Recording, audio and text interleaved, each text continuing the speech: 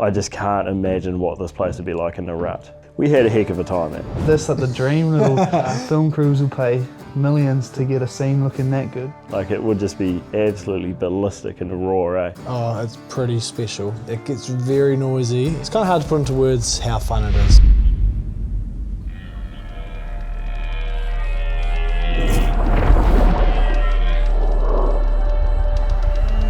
This is the J Wilds podcast. I'm your host Joe Wilds, and here we dive deep into adventure hunting and fishing stories. Get a little adventure in your life. So welcome back, and let's get into it. Good. Cheers, guys. Cheers, fellas. Hey. Cheers. Cheers, Chris. Cheers. Good past week. Oh, did we touch? Nah. There we go. I think it's like bad if you don't touch, eh? That is good. So, we're sitting here, guys. We've got a little bit of a pretty cool story to tell you. But first, we'll introduce the crew. You know who I am. If you're watching this, you've probably seen my stuff, J Wilds. But we'll go around here. Who's sitting next to me? Tell the people who you are. What's your name? Where you from? What's the situation? Yeah. Ollie, if you've forgotten your name. It was Oliver. Oliver when he's been in trouble, but he likes to be known as Ollie. Yeah, thanks, Joe. Righto. Joe hit the nail on the head there, exactly that. So, Oliver if I'm in trouble, but most people just call me Ollie. And so Ollie Walker-Cudby is my name, and I'm a hunting guide / outfitter. Here in New Zealand. Here in New Zealand. You specialise in free range hunting, don't you? Yeah, exactly that. So specialise in fully free range hunts, no high fences, no ranch raised animals, just proper genuine wild adventures. So in the Wairarapa of the North Island, we have a property where we hunt red stags and fallow bucks. There's also wild boar, goats, and it's coastal as well. So we have this amazing coastline where we go diving and fishing and have lots of fun. And then we also do hunts down in the South Island for tar and chamois. So that's what I do, and it keeps me out of mischief. There's a bit going on, mate. Yeah. There's a bit going on. Yeah, it gets pretty hectic at times. We've just done a crazy week, and we're going to tell you all about that, of course. But first, the fella over there on the other side, you may have seen him in some of my content, but you may not have. Who are you, mate? Tell the people. Yeah, so I'm Christopher when I get in trouble. I'll be the bad boy. Chris Davison's the name, and currently situated in Auckland. I'm a videographer, camera operator, just whatever you want to call it, basically. Yeah. But Stills in Motion. Stills in Motion is the business company name, so that's the production company that I have. So you've been kind of doing it for a few years now, and been lucky enough to jump along on a couple of Joe's crazy missions, which has been cool. Yeah. Well, me and Chris have done some real cool stuff, actually. We'll get into a few of these particular trips over this pod, but yeah, it's sort of like how I met Chris was, by the way, I don't know if you can hear it, but we've got a couple of noisy females in the room next door cackling away and laughing, having a good time. So I don't know if it's coming through the mics, but if it is, just bear with us. It's what we have to deal with on a daily basis, and just it grinds you into the ground, eh, fellas? It's a tough life, isn't it? We'll say that now when they're not here with us, but yeah, if they ever watch this podcast, we're going to be in trouble. We connect real tough and they can't hear us. I've been sitting in between both of your kids for a fair bit today, so You've been interesting, but it's been good. It's been cool. You've been in the thick of it, yeah. So I want to quickly just tell you the story about how me and Chris got linked up. So I had a really cool project that I was basically, we were sort of rolling it out. We were going to do it. It was a cinema film. It's sort of like a bucket list thing for me. I've been thinking about it, planning it for a long time, and I was after a decent camera operator to help sort of bring it all to life and help with the project. So I think I reached out on Instagram and I sort of put it out there that I was looking for camera guys, and Chris was one of the fellas that reached out to me. You sort of sent me a DM and we started talking, didn't we? Yep. And I remember I got you along for like a little trial just to see how we meshed together and how we sort of operated, and it was me, you and Mars. Remember we did that little session in the boat, little kingy session. Yep. And it was good. Like it went smooth. It felt good. So since that point, Chris has done a few things with me, a few filming trips, done some really cool stuff, including that project that we were sort of talking about. That GoPro just turned off. Oh, what? Okay, by the way, guys, we've got the setup here, man. We've got the setup. Hang on, while I'm talking about it, let me just film on my phone, and then I'll literally put this into the video. So, videographers, eh? Here we go. So this is what we are looking at right here. We got the setup of all setups. Look at the bookshelf holding up the GoPro that just decided it didn't want to record. This is the GoPro tripod. Yeah, right so here. This is what we're looking at right here. And this is where we're sitting. So, me and Chris, we did that big project, it was called The Hunt for the Unicorn. So if you watch my fishing channel, you would have probably seen it, I hope. It was a big cinema film, literally released in a cinema, premiered in a cinema, and there was like 119 people there or something like that from the industry. It was a pretty cool thing to be part of. And Chris was the primary camera operator on that. So it's one of the cool things we've done together, but it's not the only thing we've done together. So Chris was very excited to get part of join me on a hunt. And this story we're about to tell you is the first hunt you've ever filmed, would it be? Like first hunt you've officially properly filmed? Or? Yeah, first hunt I've properly filmed. Almost went on a trip with you earlier in the year, but probably a good thing that I didn't, because I found out that the guys almost died. Yeah. It was a crazy storm, so that would have been a bit of an eye-opener. And I guess after hearing about that trip, I didn't know what to expect. So probably packed a few extra things that I probably didn't need for this one, but it was it was really cool. Yeah, stoked to be there. There's a few firsts and a few goals ticked off from not just the filming point of view, which we'll get into as well, but so to set the scene why we're here, I might just actually also do this while I'm remembering. Better internally record that guy. Bear with me. Forgot to do that one, yeah. Camera tech. We got 5 mics going. We got all sorts of carry on. So I got a phone call, or I can't remember, probably phone call. Anyway, you reached out a month ago? Month and a half? Probably a month and a half. It was pretty last minute. Yeah.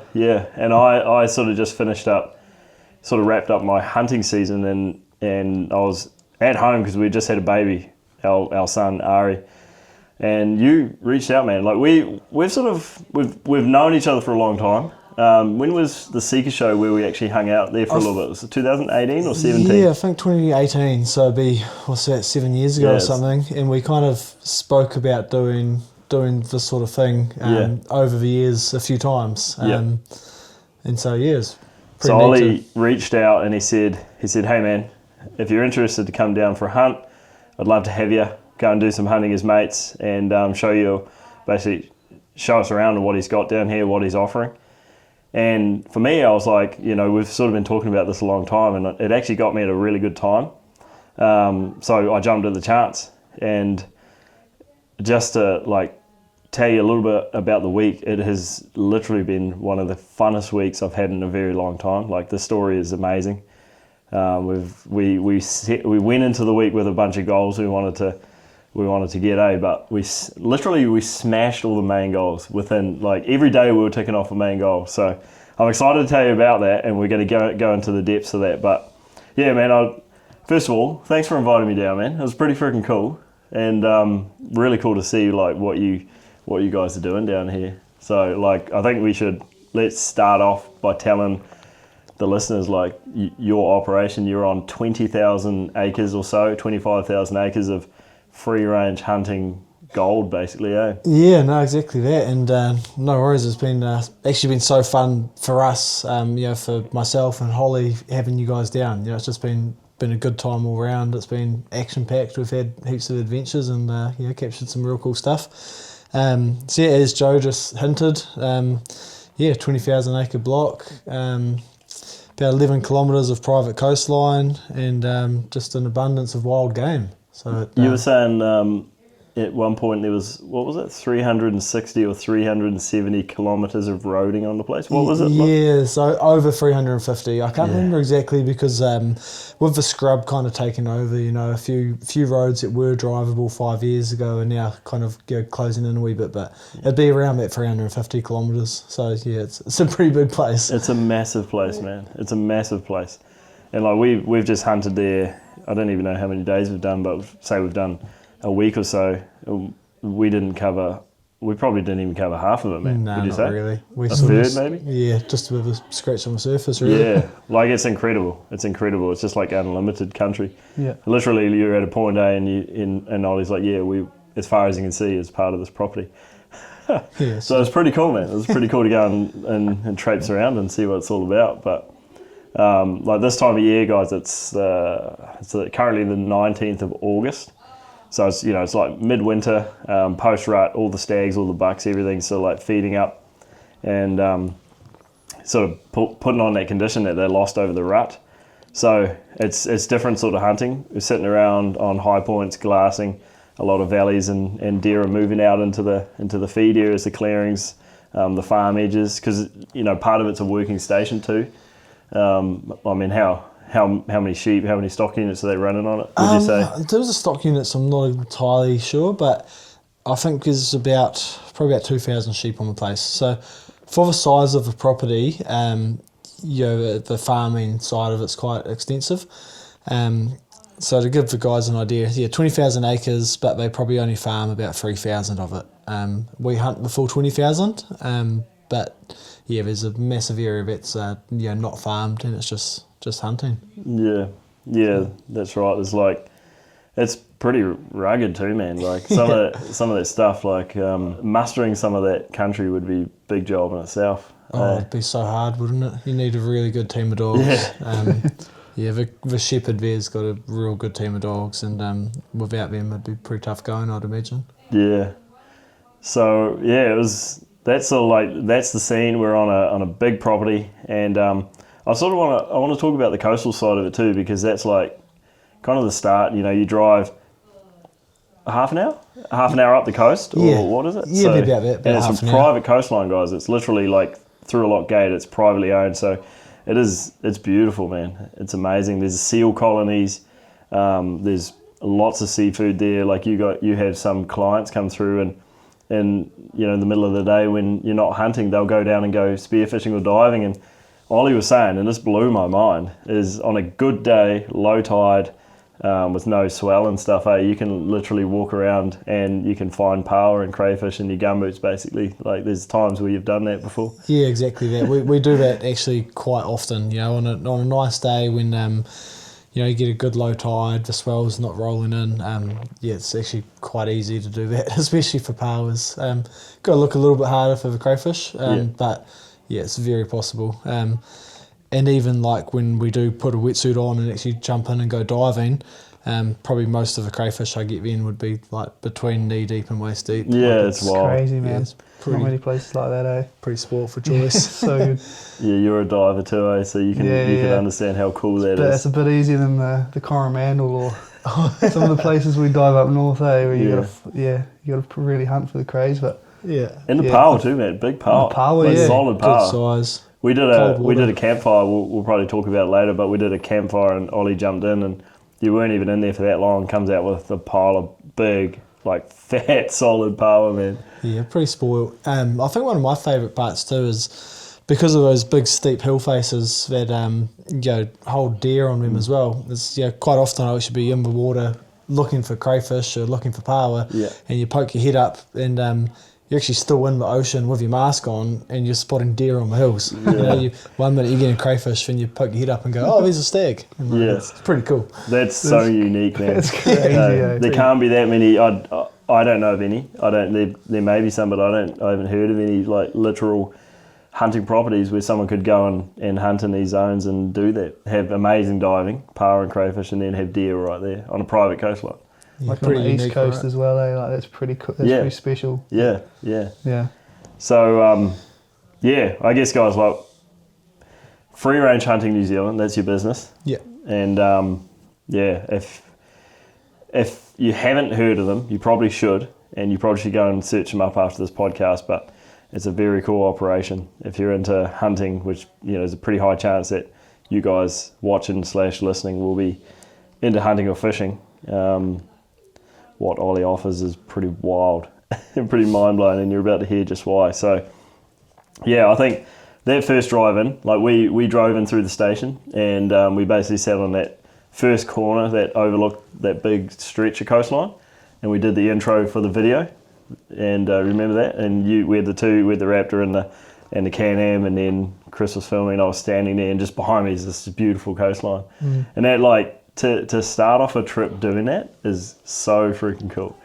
We're like forward driving through this coastal flats with these huge big sea faces. Like, how high are those faces? They'd be 400 metres, 300 metres probably elevation? about 400. But yes, obviously starting at sea level when it's just straight up. So it looks like mountains right there, and then you've got this beautiful coastline right there, and you're just forward driving your way through these old tracks, and you've got half an hour of that or so, and then you start pulling off and heading inland. So we put the vehicles into low range and started forward driving up these tracks, basically up these bush tracks, and that was another half an hour or so. Yeah, another 6 kilometres inland from the coast, and proper off-roading. And as Joe touched on before, with the seasons here in New Zealand at the moment, it's basically the middle of our winter, so it's pretty sloppy. There's a lot of mud around. We've had a heap of rain lately.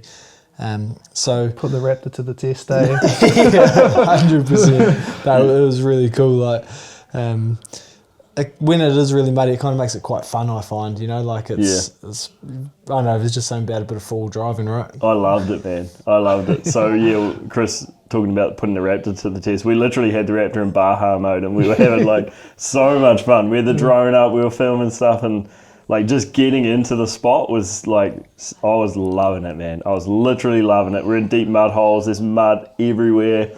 And it's just so much fun, man. It's quite an adventure in itself, eh? Dude, I reckon people would pay just to do the full driving, man. I'm not even joking. Around the property, It's funny you say that because we've actually had people wanting to do that, but I've stayed clear of it because I don't want all our tracks just getting We're just making a mess. Yeah, some old fellas that bled around their bikes through the property or something, eh? That's not through me though, so that's through the station owner. So that we don't own the station, we just have a hunting lease, and the guy who owns it does like an annual motorbike ride on the place. Oh, true. Yeah. Oh, far out.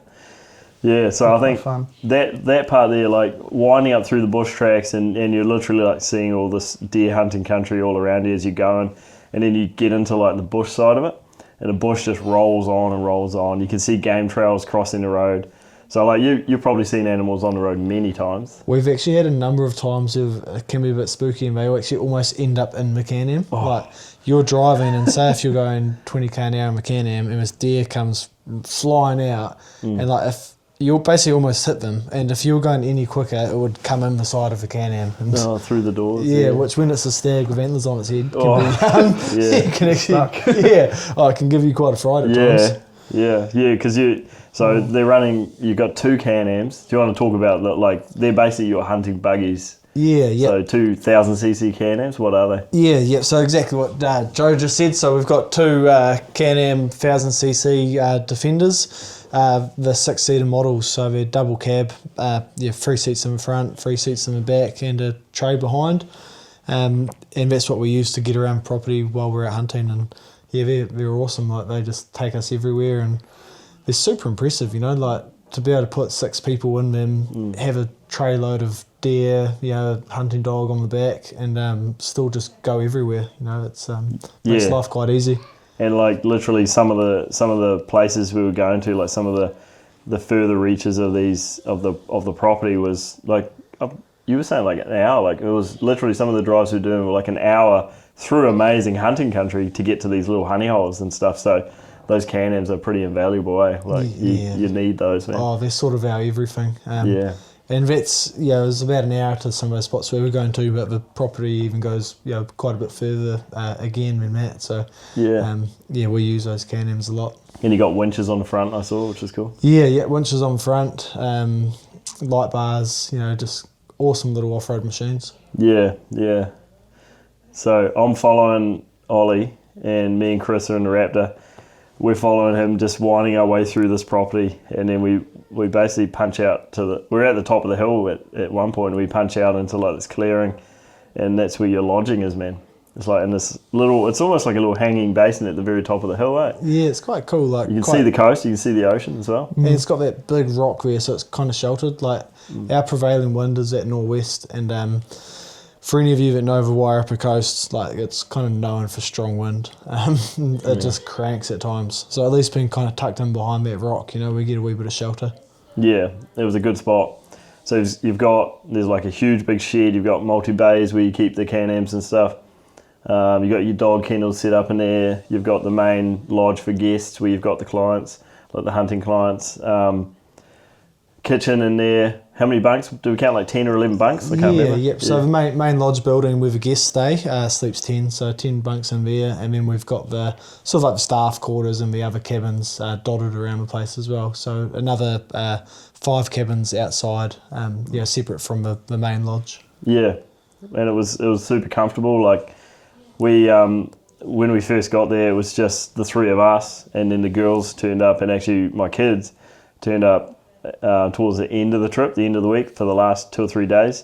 So we had the whole place to ourselves for most of it, and like Chris had his own room. We had all the camera gear laid out. I had my own room, had all the gear laid out. So it's kind of comfy.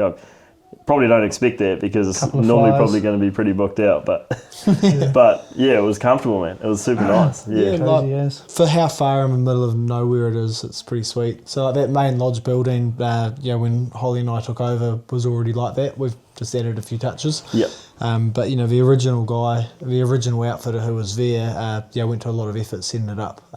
Especially considering just the location. Like it's so remote, it's so remote, but it's comfortable. We've got a pretty nice setup for being in the middle of nowhere. Yeah, you've got hot showers, running water, all the good stuff.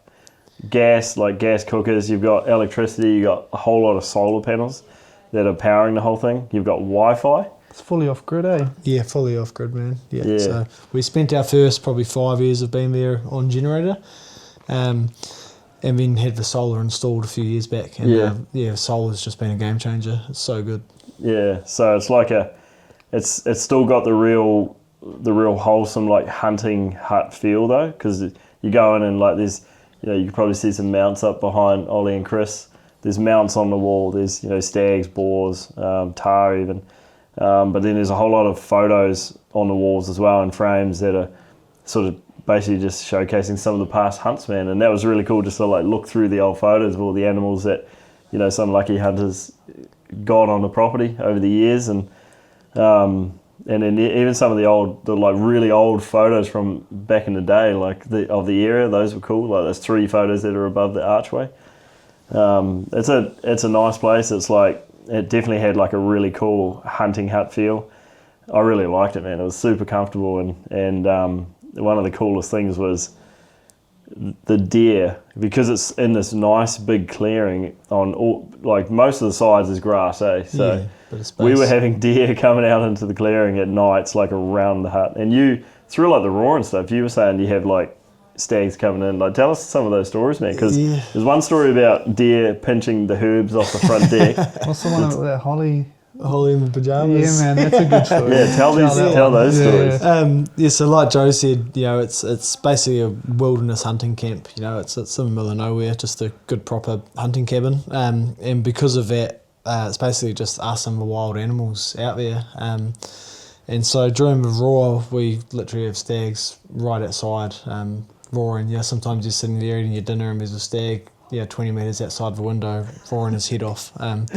Which is really cool until you're trying to go to sleep. Yeah. And once you're trying to go to sleep, and sometimes when they're roaring, making such a racket, it can be quite a nuisance. And so the story that the guys were just mentioning there, we had one a few years ago, and it was like 2 a.m. or something, and this stag was like right outside our cabin, just roaring his head off. And my partner Holly, who I run a business with, so she was out there too, and she was getting quite frustrated at the stag keeping her awake. And so she decided she was going to do something about it. And so we got up and we shined a light at it just to see what its antlers were like. And basically it was what we call a management stag, one we wanted to remove. And so because of that, Holly thought, right, I'm doing some noise control. Yeah. And so literally in her pyjamas and bare feet, she went and got the 3006 out and then shot the stag on the lawn of the hut. And we've got this hilarious photo of her basically in her blue pyjamas and bare feet with this stag. Yeah, it's as far as the stag too go, like it's a nice stag, man. It was like heavy timbered and stuff. It just wasn't like the stags that you're really aiming to have around, and we saw a lot of them are like the big 12s or more or whatever, just really nice shaped stags. But what was it? That was like a 9-pointer or something, that Holly shot, was it? Oh, it was a 6 one she shot, but it was big matured 6. So it was like, long, heavy antlers and actually like a really cool head, for a proper wild bush stag. Yeah. Like it's actually pretty cool. But like you say, just for our herd management side and trying to, just produce better trophies. You don't want ones like that breeding. No, that's right. Because in the photo you could tell it was a pretty dominant looking stag. It was heavy. So, yeah, it's freaking cool though. Yeah, good one to take out of a gene pool and quite a story to go with it. Yeah, and then what's that? There's another story that you tell about the herbs. Trying to, I think we brought it, Catherine, my wife, brought up about, do you guys ever do your own veggies or something? And it was herbs. You were trying to grow herbs on the porch or something? So originally Holly wanted to have a veggie garden out there, and she tried to grow a few things, and it was just a nuisance because the deer were trashing it. The deer would get in there and eat everything, and basically the deer were just hammering it so it wouldn't happen. Yeah. So Holly decided against that idea and thought she'd just grow some herbs, and she put them in pots and actually had them on the deck of our cabin. And so we sort of thought, sweet, if they're actually up on the deck, it should be fine. And then one morning we got woken up by like a noise right outside our window. So Holly literally leant over, while still in bed, just leant over and pulled the curtain back. And there's this deer standing there, leaning up onto the deck of our cabin, eating the herbs. And so we're in bed, and this deer's probably, not much more than a metre away. It's right there. So, that's pretty funny as well. So the produce growing idea went out the window after that, eh? Yeah, it just didn't happen. Even to kind of go with it, actually, over the years, there's been a few times where the dogs have gone for a bit of a unsupervised pig hunt. Yeah. We've just had them chilling, and next thing I go outside to do something. I notice the dogs are all gone. And it's like, oh no! And you hear them barking way down the valley. Yeah, I think that's so crazy, man. But that's just the nature of the setup you've got. So freaking cool.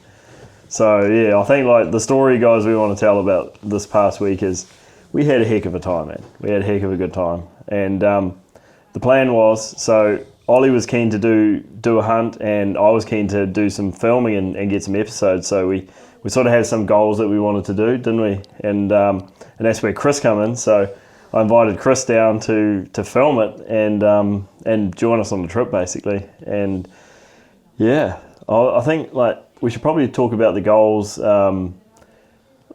We'll work this out as we go, but the primary goal for the week was to find a big buck, big fellow buck. And you'd seen a few around, you'd seen a few nice bucks, and we were going to try and sort of spend the week looking for a nice buck and get it on film. That was kind of the top goal. But as we sort of got in there was a lot of side quests popping up, which was actually pretty cool, because all these side quests ended up working out really well. And we haven't edited the video. By the time you're watching / listening to this podcast, the video is probably not ready, but I'm going to try and move the videos up the queue because I'm so excited about them.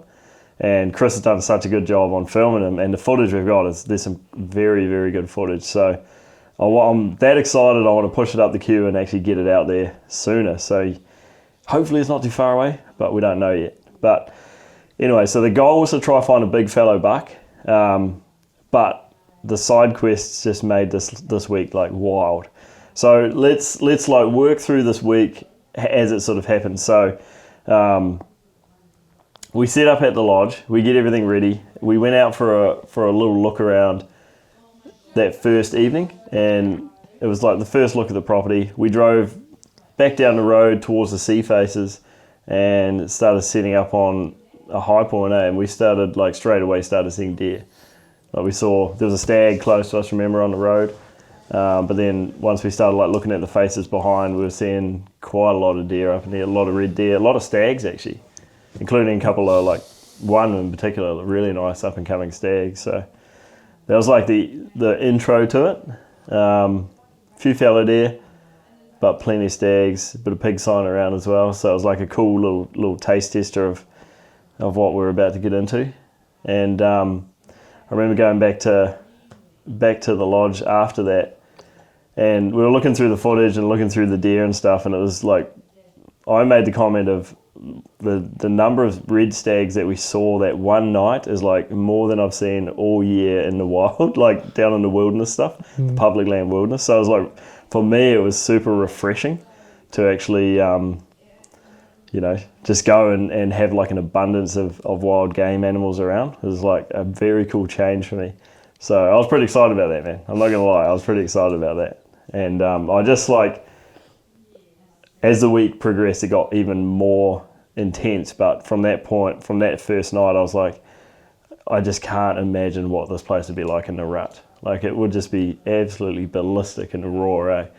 So that amount of stags, all the fallow bucks around, and all of the cover, and 20,000 acres of cover, like the place must be alive, man. Oh, it's pretty special. Like it gets very noisy and it's super exciting. Like it's kind of hard to put into words how fun it is, but it's it's certainly my favourite time of the year. Every year, it's pretty epic. You're finding that like the peak rut seasons are 3 or 4 weeks. What was the sort of time frames you'd say would be the best? Probably you get probably 3 weeks of like full on crazy, and that would probably be that sort of last week of March, the first 2 weeks of April. That's kind of the crazy. I mean, you probably get a couple of weeks either side of that. It's kind of like warming up to it and almost like cooling down from it. Like they're still roaring, they're still moving around heaps, there's still fighting, there's still action, but probably just not as much as in that main core part. Yeah.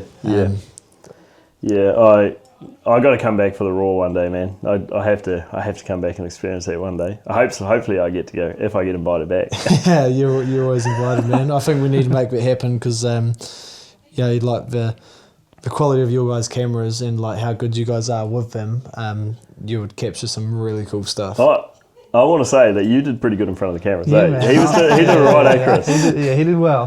These guys love putting me on the spot. Yeah, but we put him on the spot. Like, hey, Chris can vouch for this. Like, we put him on the spot, and he's just like, boom, boom, boom, like he's done this a million times. Yeah, I reckon you've got like your own TV show coming up, surely. You're a bit of a natural, man. Yeah, you seem to be a YouTuber. Like I've interviewed a lot of people, and you do definitely come across the awkward ones, but yeah, you were pretty comfortable. You're doing well. Cheers, guys. You guys are too nice, but I'm definitely more comfortable just chasing pigs and deer rather than being in front of a camera.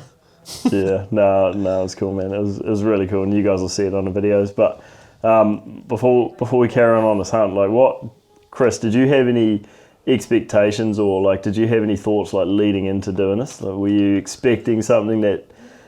Let's hear it, man. Like, what did you expect was going to happen for the week? I went in pretty open-minded, honestly, because like I haven't done too much hunting before, so this was quite a new experience for me, and I've watched a lot of your YouTube videos, but yeah, your stuff is like, out in the wilderness, and it's probably, coming to a block like yours. Yeah, I didn't know what to expect, but it was cool. Like, there was a lot more animals than what I expected, I think. Yeah. I think that first evening was kind of like, when we were sitting up on the top and we were filming and spotting all the animals, like you guys, just watching you guys, to begin with, like your passion and your knowledge and just like how you guys can pick out animals so well was kind of, that's all quite new to me, and like, it was cool. It was from an outsider coming in who hasn't really done much hunting. It was, it was cool to watch. What did you think when we saw the first stags? Were you like quite excited to see the stags? Oh yeah. Yeah. Because you've seen wild deer before, but Yeah, you've never. This is like kind of new going into like an actual hunt, isn't Yeah. it? Yeah. Yeah. Yeah. No, it was pretty cool. It was quite a good little like taste test of that first afternoon. Yeah, Like, yeah. Wasn't too strenuous, but we got Nah. the binos working, and Yeah. like it was just one of those nights It when was. Yeah. all the animals are coming out. And Yeah. it was, It was pretty cool. exciting. Yeah, it was That's cool. probably like a good word. Yeah. The way to next, sum it up was. so I think like I want to tell the story of like the 4 weeks. I'll lead it, and then if you guys think of any other points, just chime in. But we got a lot packed into this week, so we're gonna try and lay it out properly for you guys. So the next morning, alarms were set for 5. We got up at 5, eh? Yeah. I think it was. Got a coffee going. We got breakfast on, and then yeah, we sort of. You wanted to go check an area it was about an hour's drive into Can-Am, but through quite a lot of country. So we're like driving our way through, and we got there just. It was still pretty dark off memory. I think we left the buggy, we parked the buggy up and walked, and it was only just coming light out. Yeah, our timing was pretty bang on. So I think it's kind of getting light around 7 at the moment. Yeah. So the idea was, we were up at 5 by the time we had our coffee, breakfast, got everything loaded up. We were in McCann about 6 and got to our hunting spot about 7. Yeah. Kind of, and like I think when we parked up, it was still pretty well dark. We still had to use torches a little bit, but once we got a bit of a walk to our vantage point, it was just perfect timing. Yeah, and the vantage point was like a little grassy knob right at the top of a hill. Pretty easy walk, to be honest, up through like open Kanuka sort of bush. And we popped out on the grass, like we snuck out onto it, and it was cool. We could see kilometres, basically. And there was deer out feeding on the bush edges. There was quite a lot of deer around. But there's a lot of pig sign around, man. Like a lot of wild boar sign, which was getting me pretty flared up. I was just like glassing for deer, and next thing I was like, "Fuck, look at all that pig running around there." It's like bringing back all the old memories for me. And you're like a mad dog pig hunter as well. But you're saying you don't get it out as much as you like, but you love running the dogs when you can, and you've still got dogs. So yeah, we both kind of shared that little bit of passion there. Yeah, I think we'd probably both agree. It's one of those things that when you've been right into it, like it's sort of once it's in your blood, it doesn't leave. Like we were seeing all that pig rooting and getting pretty excited by it. Yeah, man. Yeah, and there was red deer, there was fallow deer out feeding, and we saw normally I'd say on a podcast, I'd be like, oh, and I saw a stag feeding out this face, and then a little while later I saw a hind over here, but literally can't do that, man, because we saw so many deer. So it's just like, there was deer everywhere. Pretty much everywhere we looked, you'd see like a little mob of deer feeding out of the bush. And I guess it just goes to show like the amount of wild country there, so much habitat for so many deer, and it's just a refreshing place to go. But we spotted a mob of fallow bucks, remember? And they were like across, I think I ranged them at like 1.3 or 900, one of the two. I think it was 1.3. It Yeah. was pretty far away. Pretty far away, but there's like a bunch of bucks, and there was at least one, maybe two in there that looked like pretty decent, eh? And so fallow buck being on the menu, that sort of sparked our interest pretty heavily.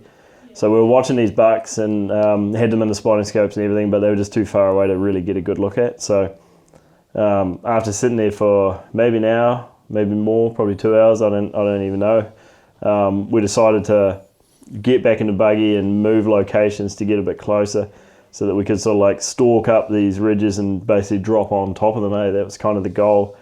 But on the way there, we were sort of running into more deer, eh? And I remember there was this one stag that we saw that was, it was a pretty grunty looking stag. The one that was right out to the left, that basically was on the track that we drove. Oh, yeah, that's right. Yeah, red stag. We've got some cool footage of him. But then, yeah, like just encounters like that throughout the day, throughout the morning. And we basically parked the Can-Am, and then we did the little circuit, did a little walk, watching more deer. Like there's deer everywhere. It was amazing. But we get up to the high point above where these bucks were, and they weren't there. Like we couldn't see them. There was a couple of spikers right on the bush line below us, but the main mob of the bucks was nowhere to be seen. So we sort of set up there, eh? We set up there and just watched. And I got a glimpse of some big paddles through the trees. Remember, I got some video. You'll see it on the video. So paddles moving through the trees, and so all these bucks were just in the bush line, and we waited there for quite a while, and it ended up being that the bucks were going to come out at some point, and you made the call. You're like, we could be waiting an hour, we could be waiting 6 hours. Maybe we should carry on and go into some new area. But that was kind of the plan, eh? We sort of like left those bucks alone. We knew they were in that area, so we thought we'd go and hunt another area. And as we were doing that, we looked across the valley, and there was another red stag that sort of caught our eye. And it was a cull stag, a management stag. It was a stag that was like something that we weren't. That how would you put it? Like a cull stag is a stag that's we touched on it earlier, but it's a stag that you don't really want breeding. So it's either a management animal, but an animal that probably needs to be taken out for herd management. This particular stag looked like it had one normal antler, and its left-hand antler was broken at like pedicle damage, so it had grown out funny. And normally stags will damage their pedicles in the raw when they're fighting, and it can, if they damage their pedicles, they're never going to grow out a good antler. And on a hunting property, they're eating the same amount of grass as a potential trophy stag, I guess, would be eating. So from your point of view, those are the animals you don't really want to have around. Is that correct? Yeah, no, that's exactly bang on. So we got eyes on him. We could tell that there was something kind of funky going on. One good antler, one bad antler. But from the distance, I think when we first spotted him, it was hard to tell if it was, say, pedicle damage or just poor genetics. But either way, he's one that we'd like to take out. If it's a case of poor genetics, we want him gone because we don't want him breeding. But in the case of him with the pedicle damage, which we found out later on, his pedicle was basically snapped sideways, like it was just growing. Yeah. That antler was kind of coming out the side of his head. And so, like Joe said, he's always going to eat as much food as a big stag, but he's never going to be a big stag. So, good one to remove, and then allows more food for the other ones. So after that, we decided we were going to move locations and try get around on that next face where that stag was, and also could open up so many more opportunities at different animals because so much country, literally so much country. So we took the buggy around to a new area. There's quite a nice river crossing that we went through, and it's just cool zone. So we parked up, and we just slowly started making our way up the ridge line. Every time we got to a spur or a side ridge coming off the main ridge, we'd sit down and we'd glass and see if we can find a new animal, or ultimately, if we got within range of that cull stag, that management stag, we were going to make a move on them, basically, on the search for a big buck, And you'd seen a really nice buck a couple times through the season, or potentially over the years, I guess, but you'd seen a really nice buck that you had in mind that we were going to try and target. No guarantee we'd get him or anything, but it's a buck that you have a bit of a history with, and you've encountered him a couple of times.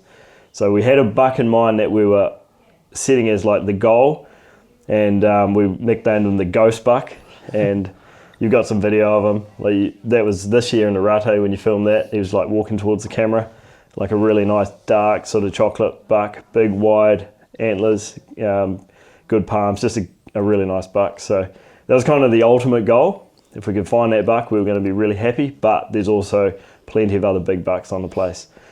So as we're making our way up this ridgeline, I remember the sun was setting, and it was the beautiful scenery. You got some cool shots, of us walking through with the sun out to our left. Man, it was beautiful. The rolling hills and the sun dropping behind the hills, and got some nice sun flares. Yeah, it was kind of a cinematic little dream, really, that one. It's the perfect filming sort of scenario for someone like me who loves the outdoors. But it's cool. Just beautiful spot. It was. And good light. There's cool. that river too, there's a river, one that we actually crossed in the buggy. It sort of ran right up through the valleys in front of us. So as we were going up this ridge line, the river's down to our right, and as I made the call, I was like, man, this looks just so freaking beautiful. Yeah, I remember you saying the sun was hitting all these ridges, and it just looks so nice, man. And then even Oh, sorry. Even up behind there, you've got all the like real rugged stuff, you know, like more over to the right, but like actually full on cliffs with caves in them, and I made the it's comment. quite contrasting. I made the comment. I was like, "Is that where you keep all your ibex up there?" Yeah, that's right. Just like all this rocky country, all this real gnarly stuff. Yeah. Yeah, the sunset was sort of like going down, so we were running low on time, but we were just trying to cover the country and see if we could pick up this big buck. We're in an area where he'd sort of been seen, but then we're also potentially closing in on that stag. So I remember we sort of eyed up this one spur, and you were pretty keen to get to it and nestled down in the scrub. So we sort of made our way into that area,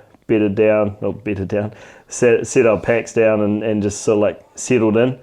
And we were glassing. I think there's like 7 red hinds, like halfway up the face in the scrub, fallow deer around. But then up the very top of the ridge, remember I spotted the stag walking through. And it was the stag, and we through the binos sort of got a decent look at him, but we didn't know what stag he was, a red stag. And then eventually he skylined himself, and we realised it was that stag we'd seen earlier, that management stag with the busted pedicle. So we thought, man, if we can get in range of that stag, let's try and make it happen. And he was walking along the skyline and sort of going down this fence line on this top ridge, and then he... did any of us see him jump the fence? I didn't see him jump the fence. No, I don't think we did. He was kind of there 1 minute, and then I don't know, next thing he was gone, and we weren't too sure where he got to. Must have just popped over, because all of a sudden he was gone. Yeah, like Ollie says, and there's a sheep fence, like a waist-high fence. He must have just jumped straight over it and disappeared over that edge. So we kind of lost sight of him. He was too far to shoot where he was. Plus he was like really skyline.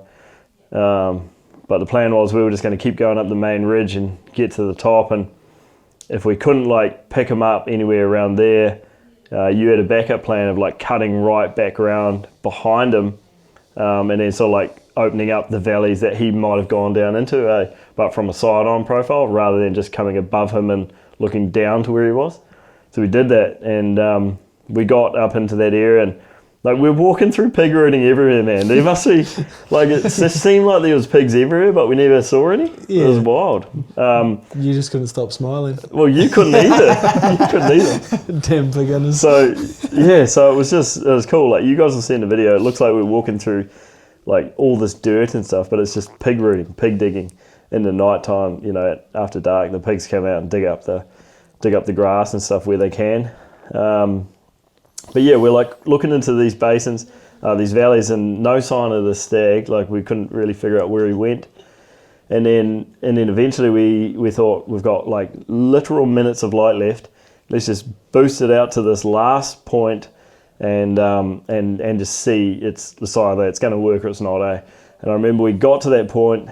Me and Chris were like watching these 2 spikers, and I don't know if I filmed or I was just about to start filming them, and then you spotted the stag, the management stag below us, and you were filming and you signalled like he's right here, he's right below us. So we all sort of like got together, and that stag was like, what was it, like 208 or something? Yeah, something 217, like pretty close, but he was like on this little knob, and it was just dropped away behind him basically. The only thing you could see behind him was the next face right around, and he was like looking away from us, and we had to move real quick. We had to move real quick if we were going to make the shot on him. Chris was on the camera. I had set up the big camera, which then you took over when I got the rifle out. Got Lagatha out. I don't know if I've talked about that on a podcast yet, but the new Weatherby we nicknamed Lagatha. I don't know because me and Joe Flutie did a tar hunt, and we didn't actually do a podcast on it, which was gutting because we kind of ran out of time, unfortunately. But the new Weatherby Mark V backcountry guide, 7 PRC, carbon barrel, titanium action, Leupold VX6 Gen 2 scope on it.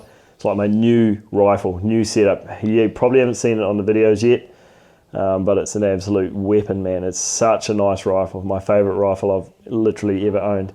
And I like it so much. I've never named a rifle before, like officially, but me and Joe Flutie wanted to name this rifle something. And we were like, we need to name it like a fierce woman's name, like some warrior chick's name. And we ended up coming up with Lagatha, Lagatha Lothbrok from Vikings, the blonde chick that just fucks people up all the time. So anyway, the rifle's name's Lagatha. So we get the rifle out, we set up, and we didn't have long before it started moving, and it started coming to the left.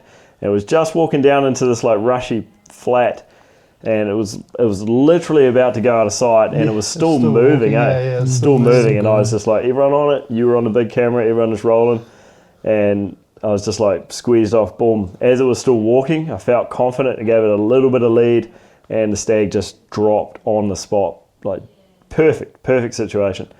But we had fella there jump up behind, and yeah, just like carnage happened all of a sudden, and we were literally.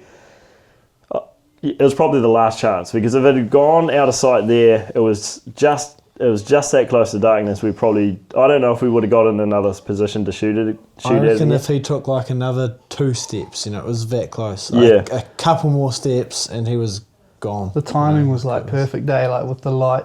It was like Yeah. sun was almost down and Yeah. the deer was almost behind that little Yeah, I think Yeah. bit of hill. we man. didn't get him when yeah. we did. That was it. And I normally, like I never take walking shots or moving shots, but in that situation I felt super confident in it, and I knew that I could pull it off, and it worked perfectly. Stag literally dropped on the spot. So you went back to get the buggy, because we had a long walk back to the buggy, while me and Chris went down, and we sort of got right down to where it was, and found it there in the rushes. Got some video, but it's like pretty dark at this stage. But we got some video to set it in the video, and we're stoked. We were freaking stoked. So got the stag, first animal for the trip. Happy as with the outcome of it, and it was a stag we were after, which was very cool. So that was like the first full day of hunting for us. We had a good drive back in the dark in the buggy that night, and yeah, I remember we got back to camp that night. We were sort of feeling pretty tired, but pretty happy. Had 2 beers each, I think it was. Big drinkers we are. And then crashed out. Yeah, and then It was just a big crashed day. out. Yeah. Got the fires going, crashed out. What did we do the next morning? I think the next morning we went out for a hunt somewhere. I'm sure we went out for a hunt somewhere. But what I do remember from the next day is you've got a meat dump like not far from the lodge, and I remember we checked the meat dump, and there was quite a good. And what a meat dump is talk about it. It's like basically where you'll take the carcasses of stags that you've boned out or whatever. It's like your offal pit kind of thing, but it serves 2 purposes. It gets rid of the bones and like the meat that you're not taking out and things like that, but then also you use it to like attract in a potential wild boar to chase. Yeah, exactly. Then For yourself and for clients. Oh, and it works so well. Like, those big boars are pretty sneaky, like pretty elusive, and by being able to, we've got to get rid of the carcasses anyway. Once we've taken the meat off them, and by being able to kind of pile them all up in a spot like where we do, it's close to the hut that it's easy to keep an eye on, and then basically helps attract those pigs. And get a few good boars coming to it, and because it's nice and handy, it's means we kind of get some pretty close pig hunting at times. Without having to go too far. Yeah, and so we checked this. When I say we checked it, we stopped the Can-Am there and we went for a little walk around to see if there's any footprints in the mud that looked enticing, basically. And there was, man. There was a good boar mark that. Had been hanging around for quite some time, like probably a few weeks or so. A few weeks, probably 3 weeks, like off and on. I'd been like seeing the footprints, it'd been coming and going a wee bit. And it had been going through like the night before. There's fresh marks there, so we decided that next morning we were going to have a go at them first thing in the morning. Get the old dogs out. Yeah, you had 3 dogs with us at camp during this week. You had 2 old pig hunting dogs. One was 8 going on 9, one was 9 going on 10, is that right? 8 going on 9, that was Finn, and then Guy's 10 going on 11. Right. And then obviously Tui, the little deer dog as well.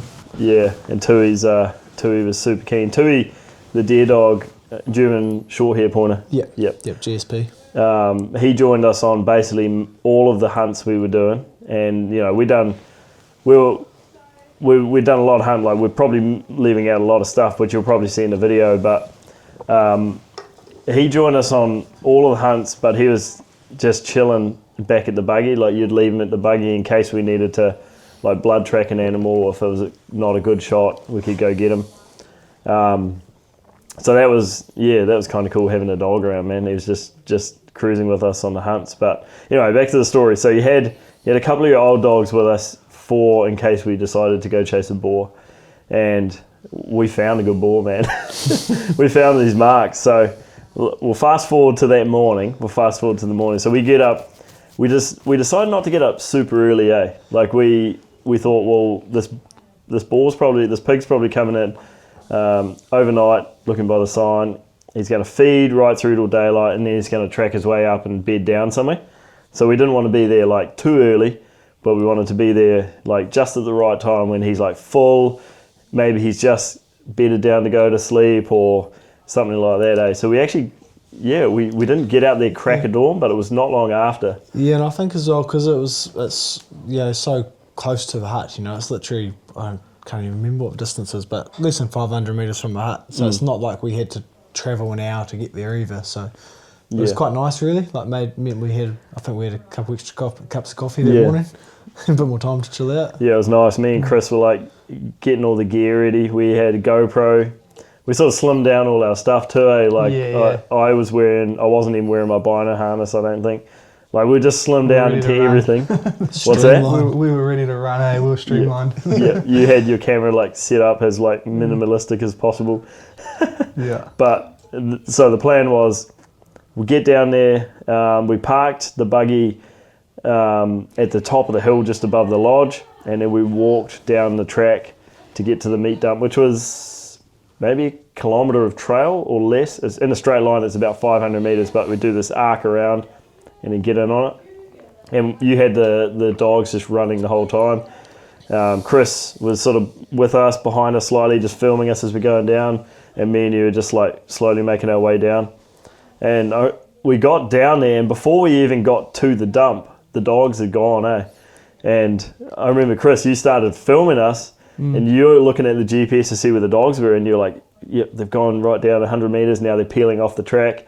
We were watching them on the GPS and listening, and next thing you know, while the camera's rolling, you just hear them right down there, just below where the meat dump is, sort of thing. So we're on. Big bail up happening there. Straight into it, wasn't it? Straight into it. It didn't take long at all, eh? Our plan kind of just worked out perfect. It was amazing, man. So we just take off running. I started putting a GoPro on my head, had a GoPro rolling. Chris was filming with the big camera, and we just like basically peel off the track. They had it bailed up down in this creek, not far from the track, 100 metres from the track or so. So we got there within minutes.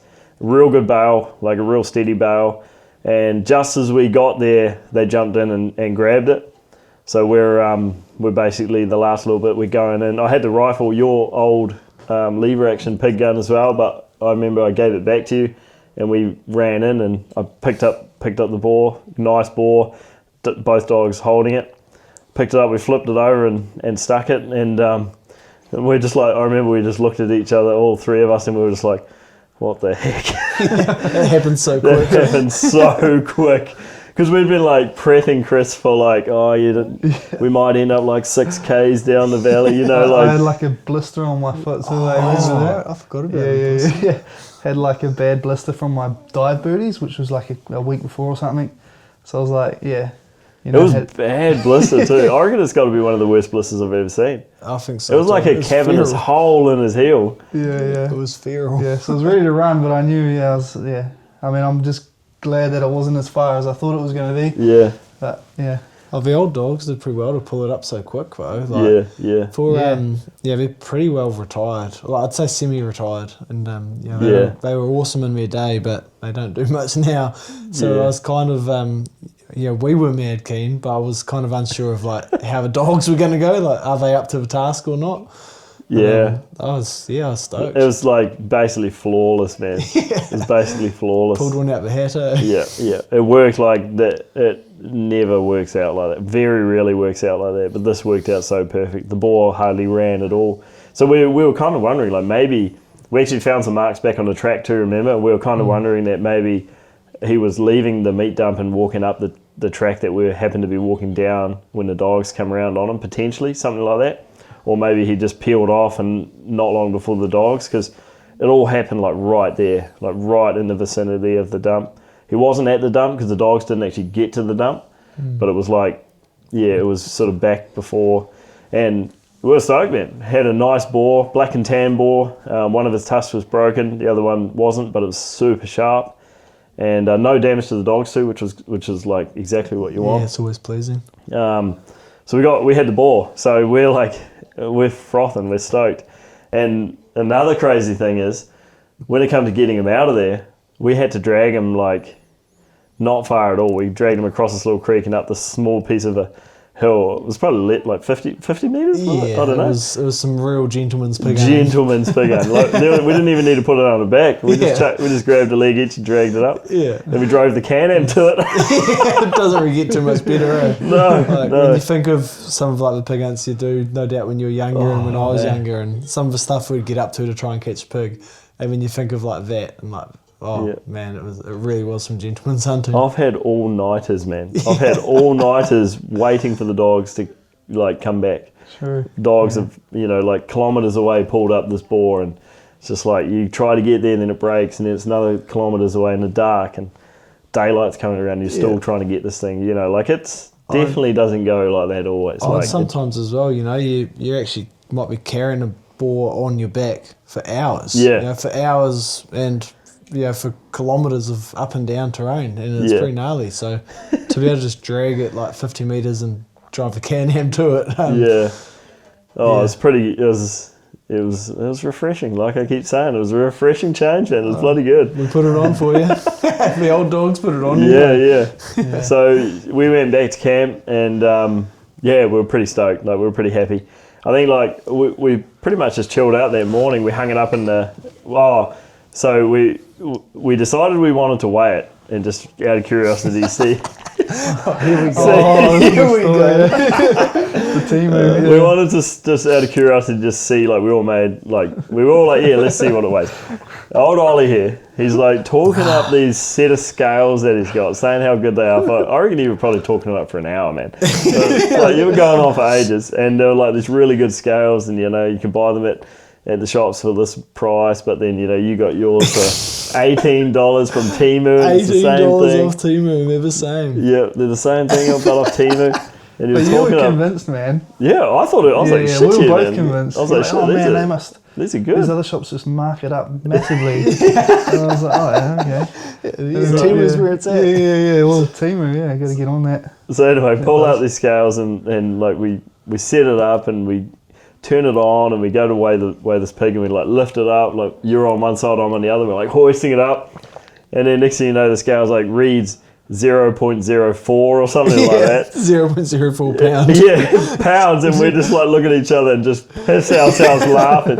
And me and Chris are just ripping into you about your Temu scales. What a stitch up, eh? I swear before that they've never let me down. Yeah. That's what you tell us anyway. Those scales are probably the only thing that let us down away. Yeah, pretty much. But it was so funny. Yeah, it was cracking. It was just one of those moments there, man. It was just so funny. Oh, it kind of adds to it. Yeah, I reckon. So that day, pretty much the whole day, we were just chilling until that evening, and just had we had a really good lunch. Like, actually, the lunches I want to talk about the lunches too, man, because the lunches you were cooking us up were like venison sausages from like deer and stuff you've taken off the property.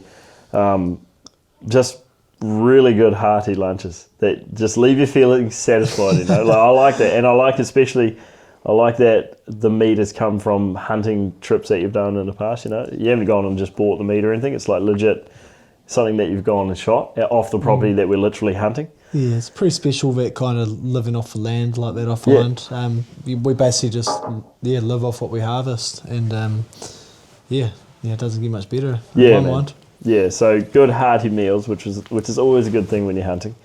So that evening,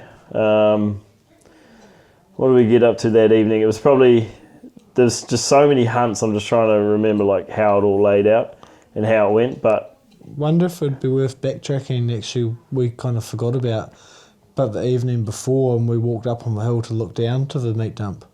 Oh, yes. We completely forgot about that. Yeah, talk about that, yeah.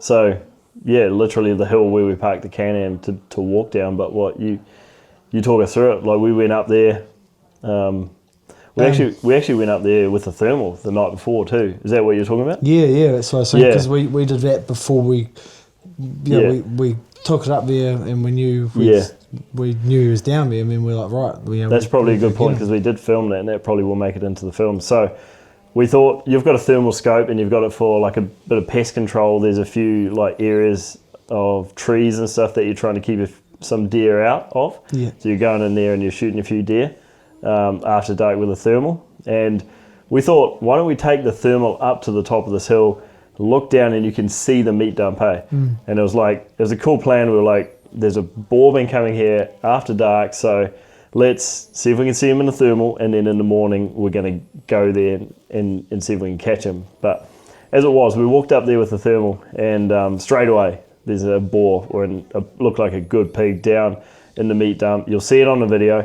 There was actually 2 deer out to the left of that as well, but we're sitting up there, and we're like watching right down to the zone that we're about to hunt in the morning, and we could see this pig moving around through there, which was pretty freaking cool, and it just made it like that much more exciting too. Yeah, we were only about 100 yards away from the cabin as well, weren't we? Like 100 yards from the cabin, watching this boar. Yeah, pretty cool. Yeah, literally, the cabin's just behind us. So that was like, that's another little piece. You'll see it in the video. That's another little piece that adds to the story of getting this boar. Like, we actually saw him. We saw deer down there, but it also just goes to show that like where your lodge is situated is in the midst of it, man. And like the grass clearing that the lodge is on, there's that many deer prints on it, and there's like big slide marks where the deer have been sliding around, like chasing each other, and it's just a cool place, man. Pretty special, it's just a cool place. Pretty special. Yeah, so that was cool. You'll see that on the video. You'll see the thermal stuff, because the thermal, it's a HIC Micro. Stella 3.0. Yeah, so and with the HIC Micro stuff, you can hit a record button and it videos what the image is that you're looking at. So probably put that on the video as well, so you guys will be able to see what we're seeing when we're doing that little segment. Yeah, do you remember what we did? What did we do that next evening after we got the boar? Just like all blurs into one, eh? Now I'm trying to think about it. Full on action-packed week. Yeah, but it's probably like, it would just be, there was quite a few hunts I remember where we went and sat on vantage points and saw good deer, like lots of deer, filmed some cool animals and stuff like that. And you're probably going to see more detail in this situation on the video, because I literally can't remember what some of these hunts were. But I want to talk about, there's another piece there where we sort of set Chris up a little bit. It was a morning hunt. Should we talk about that? Yeah. The morning hunt where we set Chris up? Because I don't know if that piece is actually going to be in the first main video on the search for this big fallow buck. But what it was is, me and Ollie had been sort of scheming in the background of getting Chris onto his first deer. And the problem with this is we can't really just talk about it while we're hunting, because these mics that we're wearing, Chris is wearing earbuds, and he can literally hear everything we're saying no matter how far away we are. So even if he's not recording, even if he's not right next to us, we can't talk shit about him, because he's literally listening. So we had to be real careful about how we planned this out, but we thought it'd be cool, because I'd shot a red stag. It'd be cool if we end up seeing another management stag of some sort in an area that you were pretty keen to get him out of there, get rid of him. Maybe we could potentially get Chris onto his first deer. So there was a morning that we ended up going out, and it was a cool morning. I remember we parked up. We spotted you picked it out. There was a hind, or like a yearling red hind, just in front of us on the track, like really close. So we were filming that, and then we popped around the corner a bit more. There's another red hind and a spiker. Filmed them, and it's like the sun's kind of coming up, and it's just a real nice morning. And we're just like walking down this ridge top with all these big open scrubby valleys, like broken grass clearings and all sorts of cool stuff. That GoPro just went off again. You flick it on. I don't know why it's doing that. Yeah, so paint the picture of the scene. It's like all Kānuka. Most of the stuff's all Kānuka. It's like rocky, grassy clearings, like rolling. Some of it's quite steep. Yeah, it is Kānuka. Most of it's all Kānuka faces. Kānuka, Manuka, and we were on that.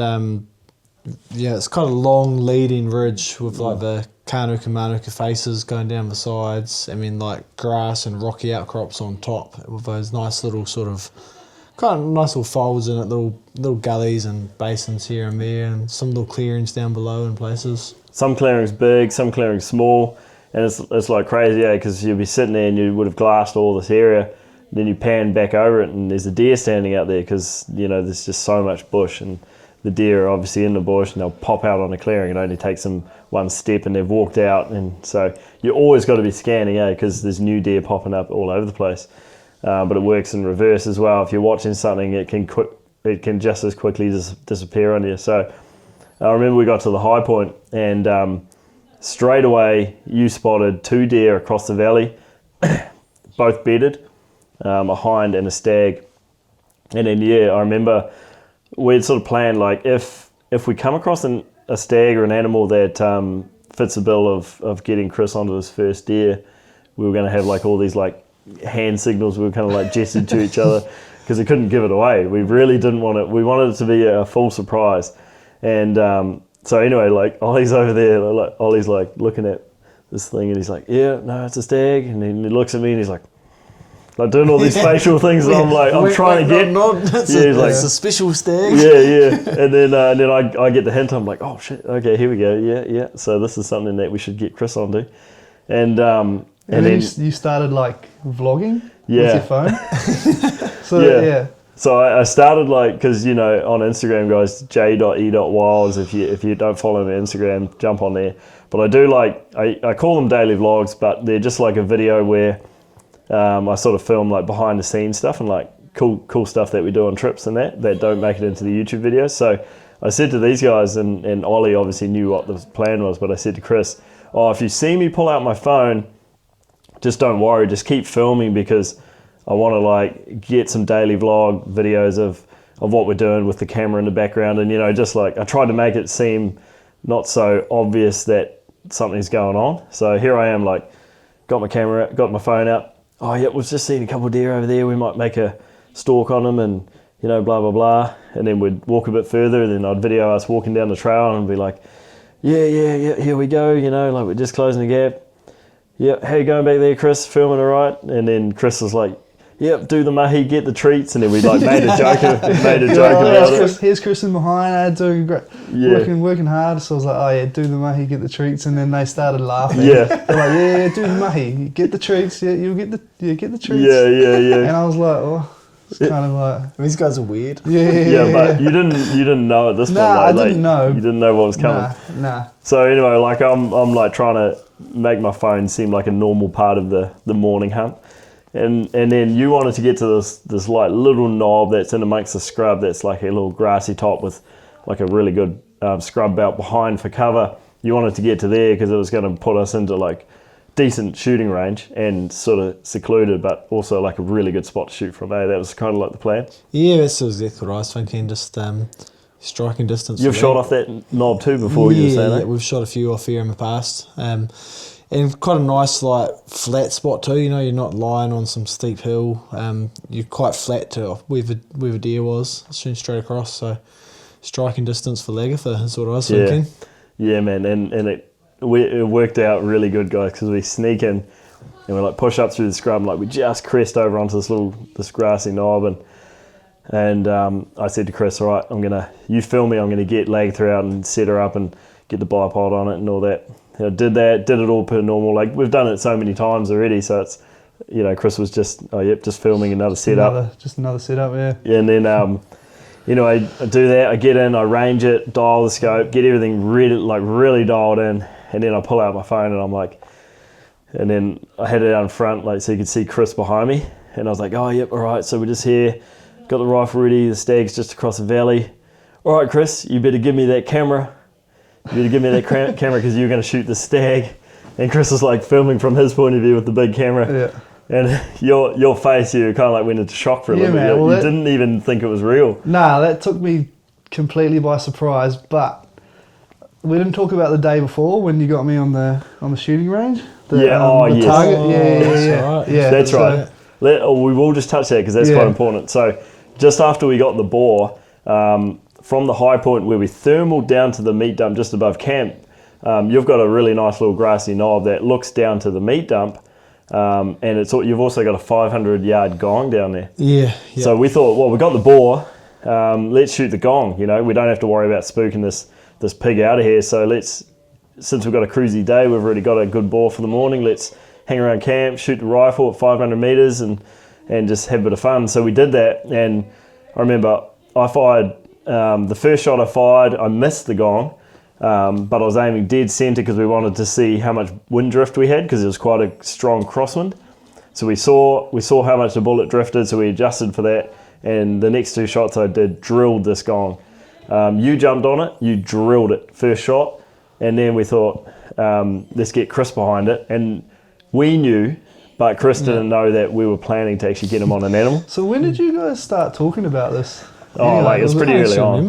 We've been scheming for a couple of days. We're waiting for the right moment. It was pretty early on in the trip, Yeah. because we were seeing a lot of animals and anyway, so we definitely were scheming. So, but we wanted to get you behind a rifle because had you ever shot a big centerfire rifle before? Nah. That was the first time. Nah, not that distance as well. So that was all.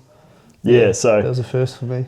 So when we were shooting, it was just like pretty natural and easy for us to say, "Oh, you want a shot, Chris? Yeah, get behind, have a go." And then I could really study him and just see make sure he doesn't flinch, make sure he doesn't do anything crazy. I think you fired how many shots? 3 or 4? Yeah, I think it was 4. Yeah, 4 shots, and they were missing the gong by only just some of them. Some of them were so close they should have hit it, kind of thing. I think the hard thing as well is the wind wasn't consistent. Sometimes it would be a steady wind, then you'd get a gust, then there'd be no wind. Yeah. And when shooting at 500, it was pretty tough. But man, you were so close. I thought. Yeah. Well, then you gave me. So I think I missed the first 3 just, and then you gave me this one little tip, which I think kind of. Yeah, that really helped. Yeah, with my front arm, because I had my front arm. Yeah, tell the viewers about that, because there probably are some guys out there that may not even know about that. So Yeah. So when I was resting there, I had my front, right-handed, obviously, right hand on the trigger, and my front arm was holding the gun. A bit prone on the ground with a bipod, but you still had your hand on the forestock. Yeah. So on the bipod. But still had my left hand holding the rifle, and I think because of that, it was adding a bit of shake. So Joe told me to drop that hand and just have one arm. Yeah, pull that hand back and put it up under here. Yeah, just kind of as another bit of rest, another spot to rest, kind of the rifle on, and it just helped heaps. Instantly, you were like, "Oh my gosh!" Yeah. It was just to begin with, there was just those little micro shakes, and as soon as I did that, it just kind of, it just helped massively. Yeah. So, and then your next shot after that, you smoked the gong. Yeah, and then the next shot, I smoked the gong. From both of your advice and you telling me about the wind direction and where to sort of aim, and what you told me about my arm, where to rest it, and I guess that's kind of what. Yeah, and it was good. 500 meters shooting a centerfire for the first time is that's a bit of a stretch, really. Yeah, it's a bit of a poke. It's not easy. We were just we were doing it. We thought, let's just see what happens. I had a pile of rounds back at camp, so it was let's just have a bit of fun. It's a new rifle as well. And anyway, there was no flinching, there was no crazy stuff going on with Chris shooting. So both me and you were thinking, if we get the opportunity, he's ready for it. I remember after that as well, I was getting a little bit suspicious. I think I was talking to the missus that night, and I was Joe got me on shooting the target. I was kind of I wouldn't be surprised because I know he's always looking for like a bit of a story arc, a bit of a storyline. Knowing Joe and me being like a filmmaker as well, you're always looking for something that could be kind of add to the story. So I was a little bit suspicious, but when it came to the moment, when I was set up, I was just like, I'm filming Joe. He's ready to shoot another stag, and I was just like.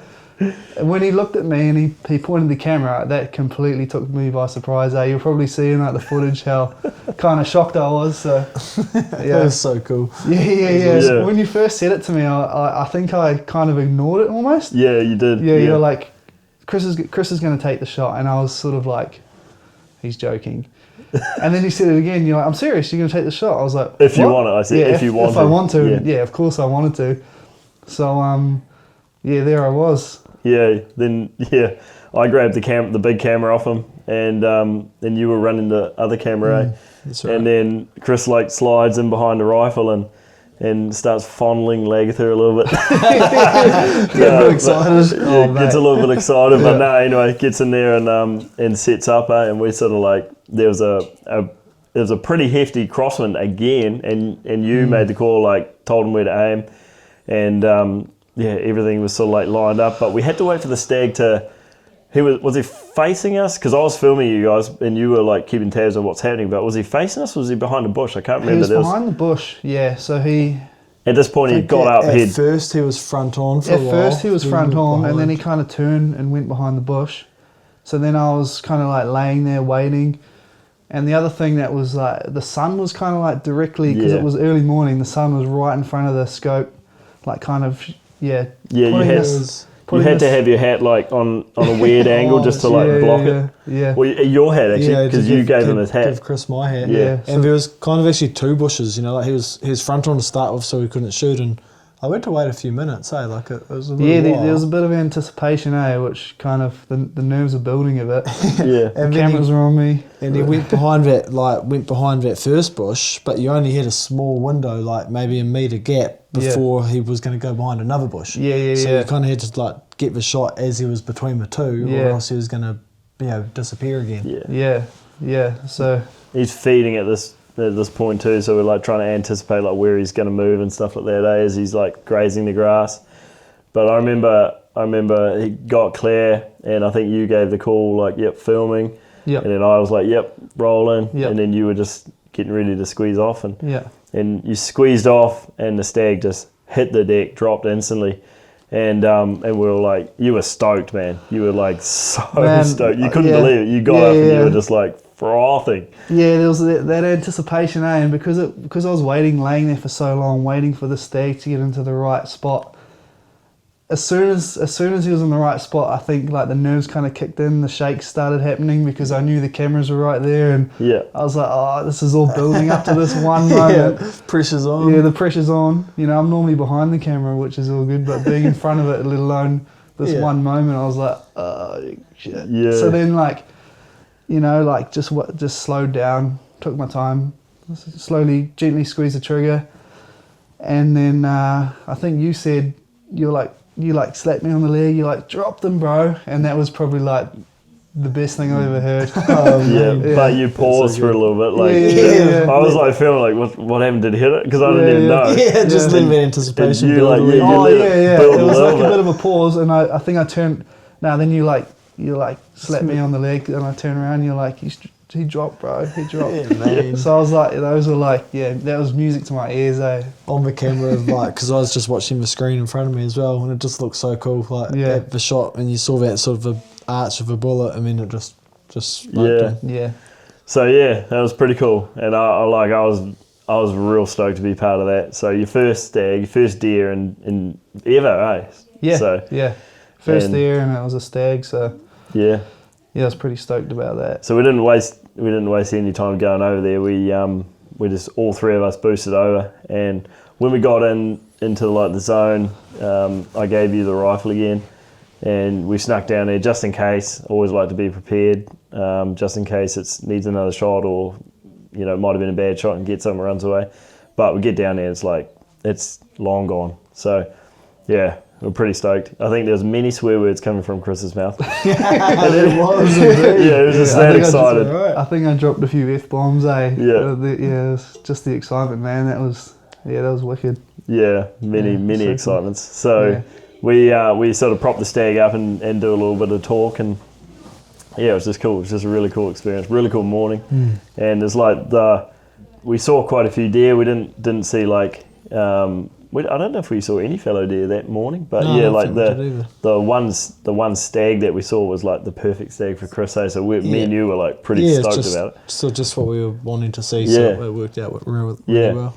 So this stag here was a management stag, and it was had like a big spike on one side. I think it had a brow, a tray, but just a big spike. So sort of a stag that you were pretty keen just to be a good one to take out, kind of thing. Yeah. So for his age, he should have had better antlers than that. Yeah. He's missing both of his bay tines, like you say, just his brows and tray tines. I think he'd actually snapped off a tray tine. So from a distance, it looked like he didn't have it, but he just snapped it. But all the same on that, I think it's his left-hand antler just had that big spike on top. It hadn't even forked out, and they're quite dangerous towards the other stags. So it's almost just like having a spear. So when they're fighting, they just basically just stab the other stags. And then because of that, they get the girls and get to do the breeding. So great one to have gone.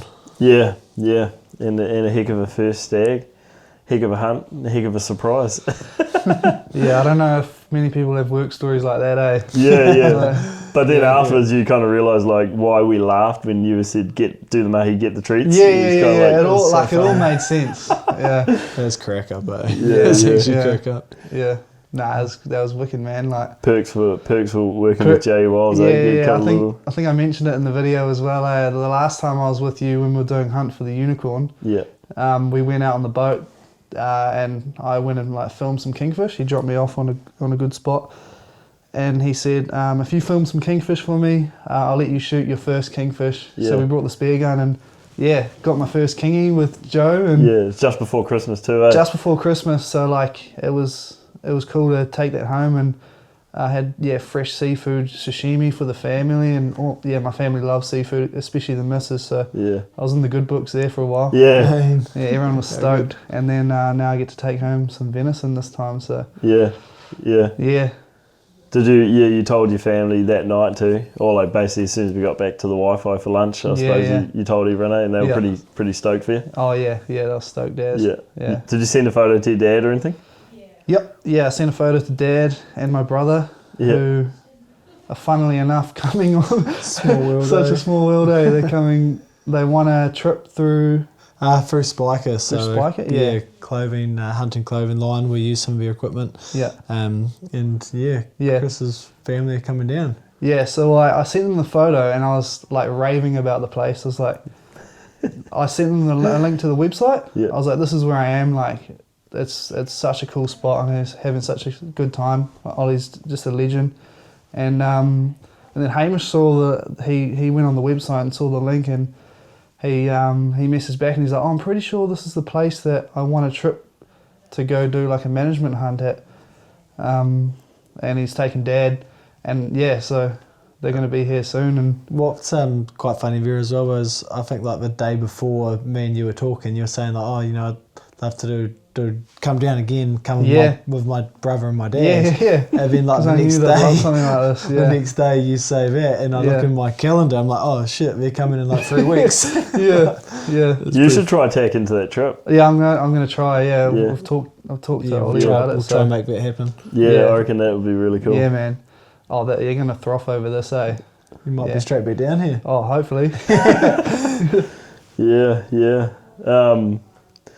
Yeah, man. So no, that was a good morning. I think like that little piece of video will probably, I've got a good spot for that video. It'll be to tack on to another hunt that I filmed lately. So you'll see Chris's stag, and you'll see Chris's stag and like the whole build up to it, like all the little setups. So it should be a cool video. See man. the reaction, and probably have to beep out a few of those. F-bombs in there.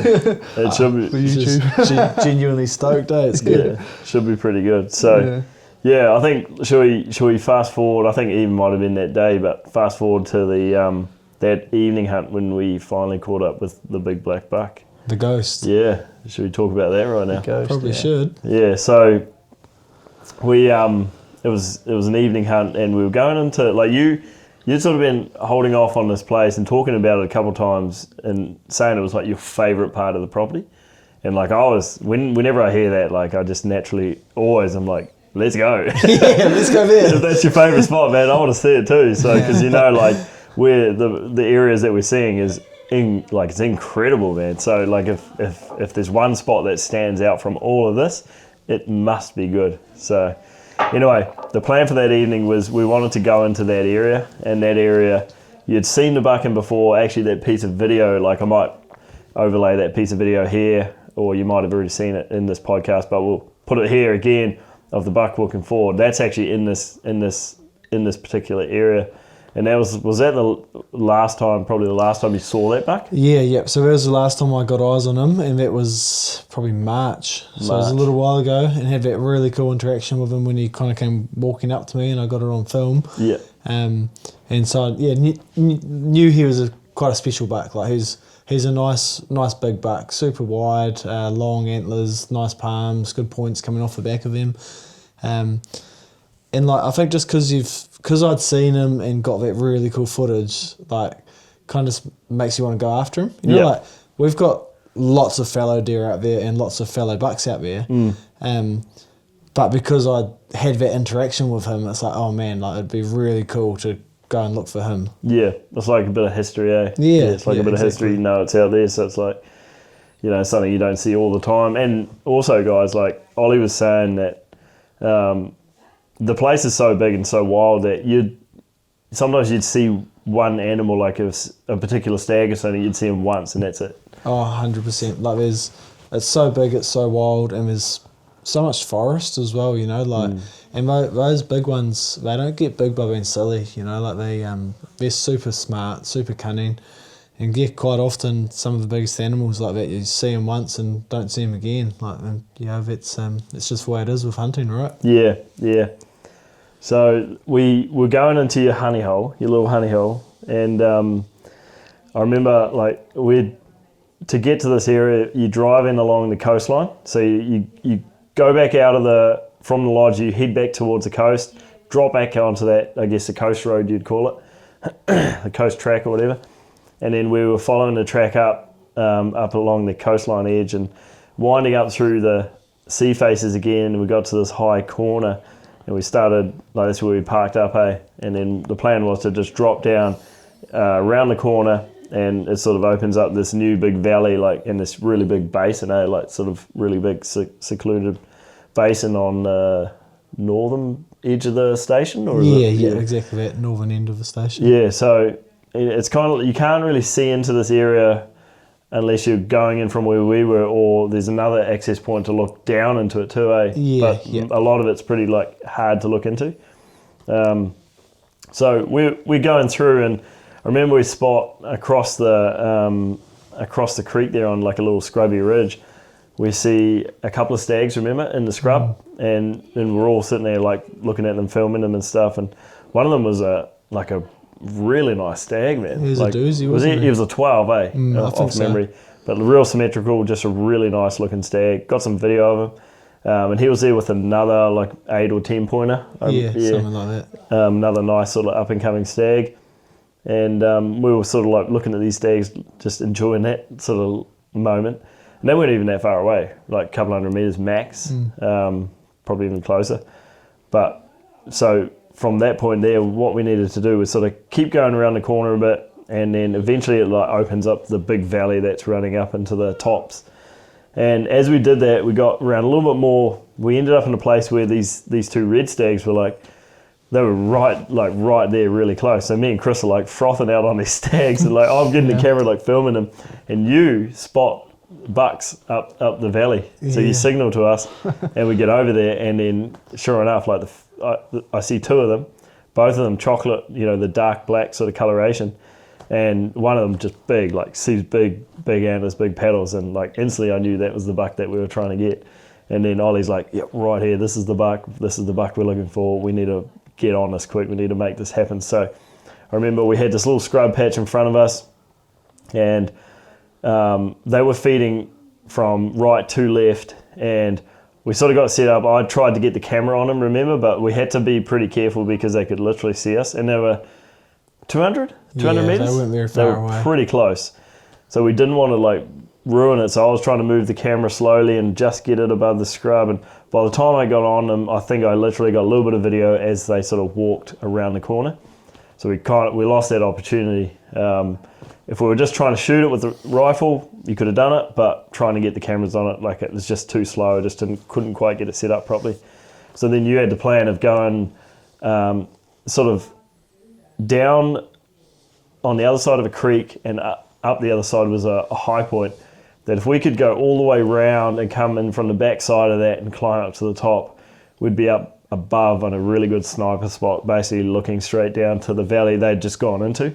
That was kind of what you wanted to do, eh? Yeah, exactly that. I've just figured if we kind of backtracked a little, got up on that nice vantage point, it would kind of open up that whole face, and like whether they went left, whether they went right, whether they went up or down, either way we would see them. So just thought it'd be a good move. Yeah, and it worked out really well. It was a bit of a slog going up that face, but you know, it wasn't too bad. As I was going, I was just trying to keep my keep my pulse low, I suppose. I was trying not to like overwork myself. I could hear you puffing, man. Yeah, I was puffing, man. I legit was puffing. It's pretty steep though. It was pretty steep, but yeah, and I was yeah. also like, I was trying to stay as calm as possible, so I didn't get up the top, and I wasn't like, going everywhere, but I was definitely feeling it. And we get to the very top, and we sort of dropped our packs just back on the back side, and we crawled forward, didn't we? And we like peered over with the binos, and yeah, there's the 2 bucks right there. And do you guys remember the range of that? It was was it 300 and something? It was. I think was so. it I late can't actually 200s? remember exactly. We had so much action. Yeah. Yeah. It'll be in the video anyway. We range it, but it's a really good shot. So we set up. Chris films me setting up, getting Lagather on the bipod and ready to go. I still find it funny calling it Lagather, but yeah, I think we've got to keep calling it Lagather. Can't change it now. No, surely. can't change it now. Heck no. So anyway, yeah, we get set up, and basically we needed to wait for the buck to turn broadside. I think at that point it was maybe quartering away heavily or something, but we needed it to walk around, come into broadside, like give us a good shot. And yeah, everything sort of, all the cameras rolling, everything was working out, and the buck gave us a shot, squeezed off, and it. I didn't see the impact because the rifle kicked back, so I lost sight of the animal, and then by the time I got back down, it was gone. But basically, the buck tore off into that patch of trees, and the second buck followed it, and the big buck disappeared. And as the big buck disappeared, the second buck stopped. And next thing you know, he just like looks down and then just gets a heck of a fright and just tears off running. And normally that's a really good sign. In the past, when I've had that, it means that the first animal has crashed and tumbled and just busted its way through all the scrub, like falling down, dying kind of thing. And so that's what we thought might have happened, because we couldn't see the big buck, but the way that second buck acted, it was like, yeah, most likely he's just tumbled into the trees down there out of sight, and that's what spooked the other buck out of the way. So yeah, we were feeling pretty confident. We looked at the footage and it looked like a good shot, and so we thought, yeah, let's go. Let's get on down there while we've got some daylight. So we got to the shot site, I got the rifle out again, and then we started like stalking our way up towards where we'd last seen it. And yeah, basically we come around the corner, and there it is, like stuck in a tree. Like his head was like right up in the branches, and it was like sort of upright but completely dead. So yeah, it had crashed into those trees and spooked that other buck around. And we were stoked. The boys were pretty happy. So Got the ghost. It was sort of like the icing on the cake to like an epic few days hunting. Yeah. It just worked out so well. Yeah, it was unreal, man. So we get the buck out, we sort of set it up, and the sun's like going down. It's like all golden and nice, and yeah, we sort of finished the video, and you'll see it. You definitely got to watch the video, but we talk about it. We one thing I wanted to do was really give Ollie's business a really good plug for anyone that's out there, even you guys listening. Like, the hunting that we'd done this week was so fun for me. It was so, like, it was legit. It was amazing. And I definitely want to promote that to as many people as I can, because he's onto a really special thing there. So we definitely talked about that in the video, but also right now I'm giving it another plug there because you deserve it. You've got something really cool going on there. Cheers, bro. You're a legend. So, it's the first fallow buck I'd shot for a long time. My first ever deer was a fallow buck too. So it's kind of like, I used to love hunting them, but nowadays I don't really hunt them much just because I'm mainly chasing red stags and tar and chamois. But yeah, it's just cool to, and even like the YouTube stuff, guys, the amount of you guys that comment saying hunt fallow deer, and it's just, for me it's kind of hard because the wilderness stuff that I hunt a lot, there's no fallow deer in there, and for me to hunt fallow deer, it's either like there's some decent public land, but the better fallow deer hunting is all private land, and I've just never really had the opportunity. Like, I don't know that many landowners with good fallow deer hunting, and so when you asked me to come and hunt a big buck, I was like, let's go, man, because we've got a bit of history, me and you, and it was exciting to come and hunt with you, but then also I'm like, yeah, let's go hunt a fallow buck, because this is something I wanted to do for a long time. So to get a big buck, to have Chris filming it, to be there with Ollie, like, it was real special. It was actually a real cool time. So yeah, big old nasty buck for the evening. And I was going to say I feel bad for it, but I don't really feel bad for it. But I said to Ollie, I'll give you I'll give you an almond gold, which is like a peanut slab, if you gut it. And he's like, looks at me, he's like, what? And then you were just like, yeah, deal. Yeah, sweet. you gutted it for me, and then I gave him a little chocolate bar. So it was like even better, man. Easily bribed, just a good old chocolate bar. Yeah. So anyway, we left the buck there after gutting it and getting our photos and stuff, and then we walked back to the Can-Am and literally drove the Can-Am right up to it, didn't we? And dragged it, put it on, and that was it. We sort of drove out that night. Anything I missed? Like, anything you guys think I missed for that first little piece before we go into Catherine and the girls turning up? Not that I can think of. I think you covered all pretty well. There's so much hunting that we did.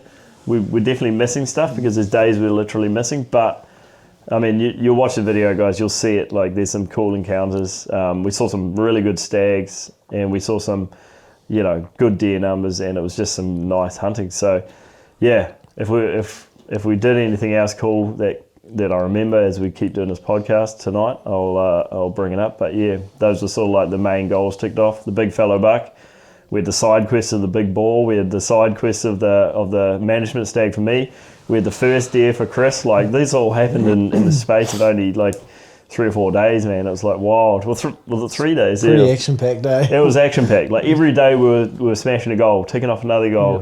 Like, it was very, very cool, very, very special. And every night, like, our sort of ritual was we get back in, you'll let the dogs out for a run and feed the dogs. We'll get all the 2 fireplaces going in the place and have dinner. We'd be transferring the footage onto the hard drives, but we'd also be like watching the footage. It was quite cool, like sitting back and like watching the footage. Yeah. And for me, like, normally I'm solo filming a lot of these hunts, so I know what I've captured. So when I go to rewatch it, I know what I've already caught. But having Chris filming it, like, you were capturing stuff that I didn't even know you were capturing, man. So like to sit down, like, we were flicking through the different frames, and that was really cool, man. I really enjoyed that. Just seeing it all again, from a different perspective.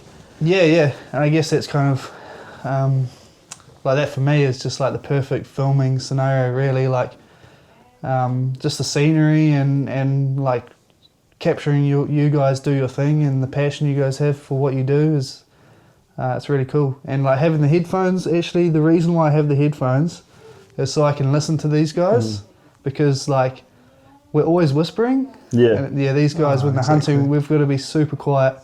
So when they're talking about things and I'm behind them, I can't hear them, but with the headphones I can actually hear what you guys are saying. And like so like I'm actually learning a lot as well just by listening to you guys. And as soon as I hear you guys say something interesting or important, and just hit the record button, which is quite good because you can capture pretty much most of the important moments and stuff. And the headphones are a game changer for that. Yeah, you can sort of hear what's coming up. Yeah. as soon as we spot an animal, you already know about it because you're listening directly to it. Yeah. Which is quite cool.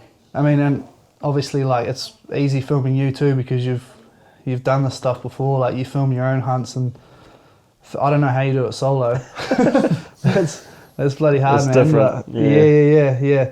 But it makes my job like so much easier, filming you and like you knowing what's going to go into a film and the storytelling side of things, and like everything just worked like perfectly. I reckon it was good. I still direct it to some degree. I'm still like, okay, get this, do this, and then I'm like, okay, and then get that, and then get that, and then get that punched in, and like I'm telling you like a little shot list as we're walking. Yeah. I think in my mind I'm like seeing what I want and seeing how I want to make the edit, make the video that you guys are going to be watching. So in my mind I'm like, okay, I need that shot. So as we're going, I'm just like telling you, but most of the time you've already taken it, where you're already on it, which has been cool. It's just like we pull up to like a sick location and there's a beautiful view, so I'm just like, bang, capture that, and it's just, and then next thing you know, Joe turns around and is like, oh, can you capture this view? But it's already kind of done. Yeah. No, it's pretty exciting. Yeah. So there's the second part to this whole. Hang on, guys. Let me get a drink of water. We've been talking for a little while here. You guys have already finished your drinks, man. What's going on? Man. I'm a beer and a water down. Yeah. I was hanging on to my beer for a long time. I know. I was just sipping away at it. All you guys watching this are probably like, man, how long does it take Joe to drink a beer? My beer was getting warm, I don't know how warm yours will be. It was very warm. Yeah. So that was the first part of this hunt, and then the end of the hunt. So I think we had like 3 days or something, or 2 days. We had a real big surprise, and I've been excited about this for a long time. When I first mentioned the possibility of doing this to Ollie, you were like excited, but you're also like, man, this is gnarly. A little bit nervous, eh? Nervous, yeah. But so what we wanted to do is like Catherine, my wife, she's hasn't been on the channel for quite a long time due to having kids. Like we've got 2 kids now. We've got a 2.5-year-old daughter, River, and then we've got a newborn son who is currently 9 weeks old, I believe. His name is Ari. So we're deep in it. We're in the thick of it, man. So Catherine, unfortunately, hasn't been able to join me in all these adventures, and she badly wants to, because if you've seen the old videos, like Catherine's a mad dog bow hunter. She loves it. She loves hunting just as much as me and Ollie. She's right into it. So it's just kind of sad that she can't join me on these trips anymore. So we sort of had the idea. It's like, well, what if Catherine and the kids came down, and we tried to make it like a bit of a family thing, and you were keen. You were like interested to see how this would work, but you were keen to make it work, and you said, yeah, let's do it. So we booked it in. We booked the flights in, and long story short, I picked her up from Wellington Airport. Like, I left you guys back on the property, and you went and did some drone shots and just some cool scenery stuff, and just hung out while I went to Wellington, picked up River, our daughter, Ari, and Catherine, and I drove back. It's probably like would you say 3-hour return? 3 hour each way kind of thing. Yeah. So we get back after dark, and River, our daughter, is like the most crazy little hunter minion that you've ever seen. She talks about going deer hunting when she's bigger, like all the time. And I said to these guys before they arrived, I said, watch this, when River turns up, she's going to come into this hunting bush hut, that's what we called the lodge, or hunting bush house is what we call it. And she's going to come in here, and then she's going to like point to all the animals on the walls and talk about them for ages and show everyone these animals in this bedroom and all these different things. And she did that, Like we turned up, and the first thing she does is she goes in and she's like pointing at the stag and then pointing at the thing. The only thing that she got wrong was she kept calling the tar the chamois. She did. But she knows what a tar and a chamois is, but for some reason she's decided that a tar is now a chamois, so I had to keep correcting her. But wait, she's only 2.5. Yeah, man. Pretty she's impressive. pretty smart for a 2.5-year-old. She's a little menace. Yeah. So yeah, it was really cool. It was really cool to actually be able to do this because it's something that I've wanted to do for a long time. So the plan was we were going to hopefully get Catherine onto a deer, and then have River and Ari there with us, with Chris filming and Ollie, with us hunting. So that was kind of the main goal. And that night, it was basically just a meet and greet. Basically, we were all sort of yarning, and also like your partner Holly had come in as well. So she had, while I'd gone to Wellington, she had turned up at the lodge as well. So she was going to spend the rest of the time with us. So, I mean, you can speak to this, but you and Holly are basically running this whole business together. She does a lot of the admin stuff while you're out putting boots on the ground. That's how you're operating, eh? Yeah. Exactly that. So, very lucky to have a partner who loves hunting also, and so we run the business together. Basically, she sort of she more or less takes care of running the show, and I go hunting. So it's a perfect deal for me. So yeah, she's doing all our marketing. She's run on a lot of the phone calls and emails, and so yeah, any of you guys that get in touch. That's highly likely who will be replying to you and be your first point of contact. Yeah, and then during like the peak of the season, she's generally at the lodges as well. Sort of helping. She cooks a wicked feast as well, which is handy. It's probably handy for you too. After like being out all day, you come back to a nice cooked roast meal or something. Oh, it's so nice. Yeah, so good. Eh? So it was cool. I met Holly years and years ago, like way back in 2018 when I first met Ollie, but I hadn't seen either of you guys probably since then, to be honest. A few years. We'd kept in contact, but we'd never actually done anything together, so it was cool to get all together again. So the first morning we get up, and I said to you, I was like, we can't expect too much. We got to go into this with no expectations and just sort of go with the flow and hope we can, have a few opportunities. And basically it's going to be a big challenge with the kids because if you guys listening, probably a big chunk of your parents, but a 2-year-old is a bit of a handful, especially when the attention span is very, very short. So we weren't sure how it was going to go, and you asked me like what time do you want to get away in the morning, like what should we aim for? And I said, well, what if we just got up at, I think we set our alarms like 7 or 8 or something, and it was a really cruisy start just to kind of get the feel for how the kids were going to like fit into this whole thing. And so we got away like it was a pretty late start as far as the hunting start goes, but basically we all jumped into Can-Am, and I had River sitting in between me and you in the front, Catherine had Ari in a wrap, and Chris was in the back, and we made our way out to an area that we hadn't actually hunted. The three of us hadn't actually been into. I think you guys did a circuit through there when I was in Wellington, didn't you? But we hadn't hunted there in the previous days. But it's like it was a pretty good little vantage point where it's a track, and then you're on the track, but you're concealed because there's a scrub belt, but then you can also look through the scrub down to these clearings below. And it's kind of concealed in a way where if the kids are noisy, the deer below aren't, you're kind of a bit tucked away, and that was kind of your plan, is to try and get us into a decent area where we may be able to get away with making a bit of noise or making a few mistakes. Yeah, that was kind of exactly my thinking, and like not too far to walk with the kids as well. We could get the Can-Am kind of, within a 5-minute walk kind of thing, park up, walk into the area, have a bit of shelter.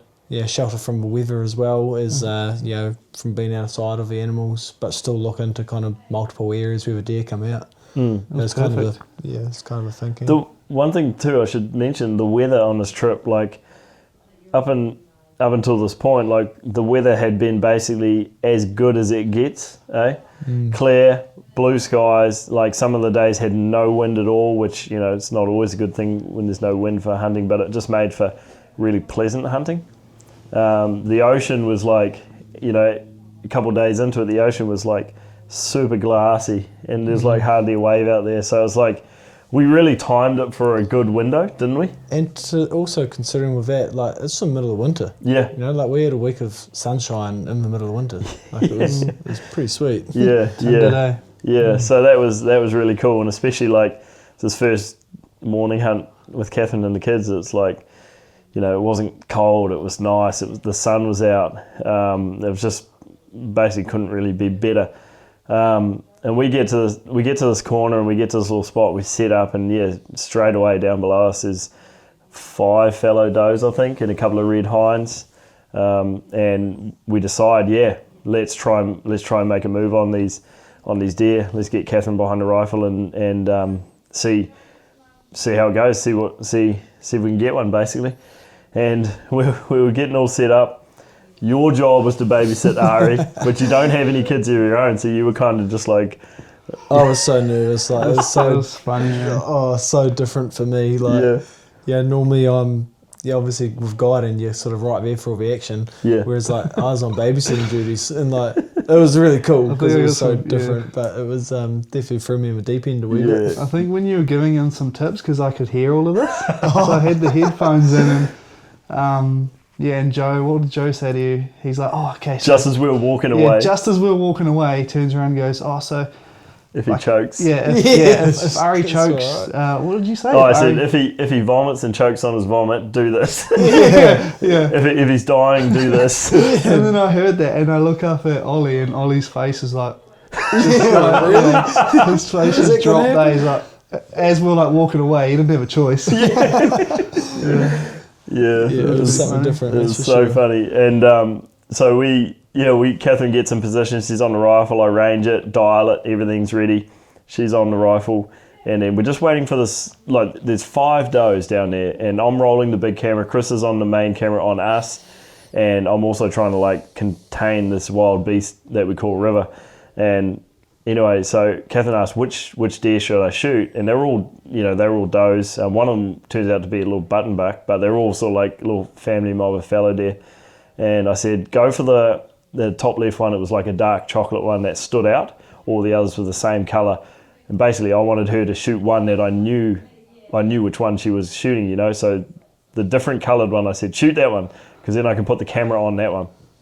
But the problem is, that one there ended up, as she got on it, it ended up, it was either facing away or facing to us. It didn't give us a good shot, so we just had to wait for it to turn broadside, and then eventually, just as it was about to turn broadside, River decides to climb down, and she starts like climbing onto Catherine's back as Catherine's laying prone behind the rifle about to shoot.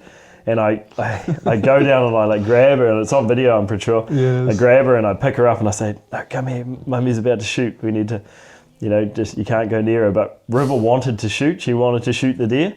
And anyway, then she just packed an almighty wobbly, and she's like, and I'm just hanging on to this tantrum monster. It was chaos, and this is all trying to happen, and the deer's just going broadside, and the next thing you know, all the deer just blow out of there, and they're tearing off, and I think you turn around and film me, and I'm just like looking at the camera like, oh. What just happened? River starts crying, and like, I'm filming you, mate, and you just like this, just shake your head, and then back to Catherine, and so and Catherine run off. Yeah. Catherine was guarded. We were all like, oh my gosh, and then but we got close, we missed out, and I think leading into that, because for this particular video, this family hunt, the storyline was we were wanting to get Catherine on a deer, have the whole family there with us 3, and just enjoy a really cool hunt. But then we also had a surprise to do at the end, which we were like working towards, which we'll get into a bit later. So this vantage point where we had this close call was so good, we decided to just sit there and wait for a bit longer. And then I don't know how long it was later, let's say an hour later, there was another clearing further up where some fallow deer started feeding out, and they came out into this clearing. So we thought, well, here we go. It's a little bit further. It was 340. I think I ranged it at 341 or something. But we thought, let's try this again. Let's take 2. So let's get the rifle in there. I dialed it up. Everything was ready. This time I was sort of preempting what River was going to do. You had Ari there. You were ready to like put your hands over his ears, his earmuffs. Right. You were probably 30 meters back, maybe. Something like that. And anyway, we got to the point where it was happening. The deer was broadside. And Catherine said, yep, she's going to shoot. So we all prepared. River, held held her earmuffs on her ears, and then Catherine squeezed off, and unfortunately shot just underneath the doe, like just missed it by literally an inch and a half or so, like just missed it, and all the deer take off, and you know we're all like, oh, a bit gutted, but Catherine's pretty devastated. Like she feels like she's let the team down, but I mean, we've all missed deer. If you reckon you haven't missed a deer, you're probably lying, unless you're Chris. You haven't hunted enough. Or you haven't done enough shooting. Yeah. So so that was a bit of a shame. And pretty much we waited there for a little bit longer, but I don't think we had any more opportunities after that, did we? No. Oh, that's when we carried on down the river. Yeah. After that. Yeah. We carried on down the river, check out some new country. Yeah. And had a few interesting had the river crossings in the K&M and yeah, but that's cool, man. Like I think we should talk about that. Like the river crossings and the 4-wheel driving and the tracks, like that's exciting in itself, man. Like that legit is exciting. And I remember even like little River sitting in between us, there's points there where she had her mouth wide open in amazement and of just us like 4-wheel driving through the bush and the rivers and stuff. Like she was loving it. I was loving it. I reckon that's like just a pretty cool draw card to the place as well.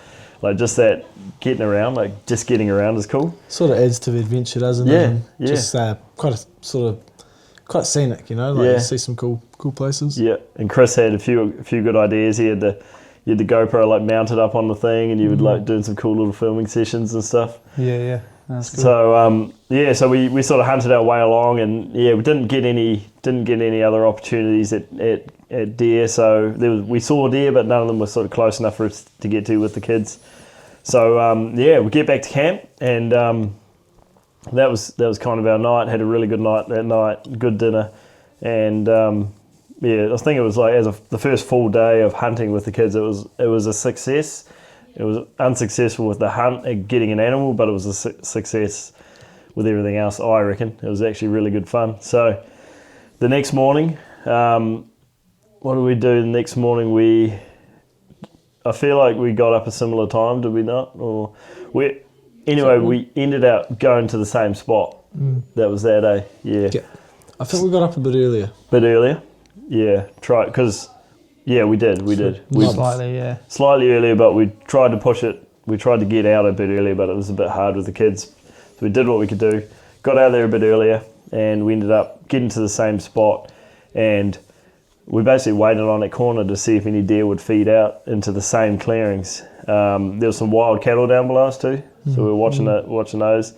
And then you went down further to another clearing, and you actually spied a red yearling down there, came back, and then me and you went down again.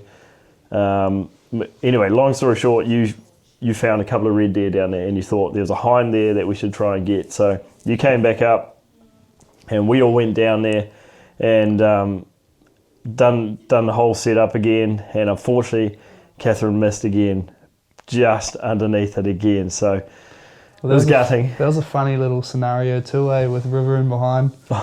What was she doing? So River. When we set up on this deer, and this one the wind was ripping. It was absolutely howling because it was the start of.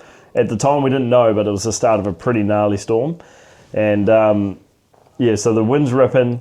Catherine was getting ready for the shot. River's in the background. Chris is filming past me and Catherine, and behind us, River's got a stick, and she's like banging on all the scrub.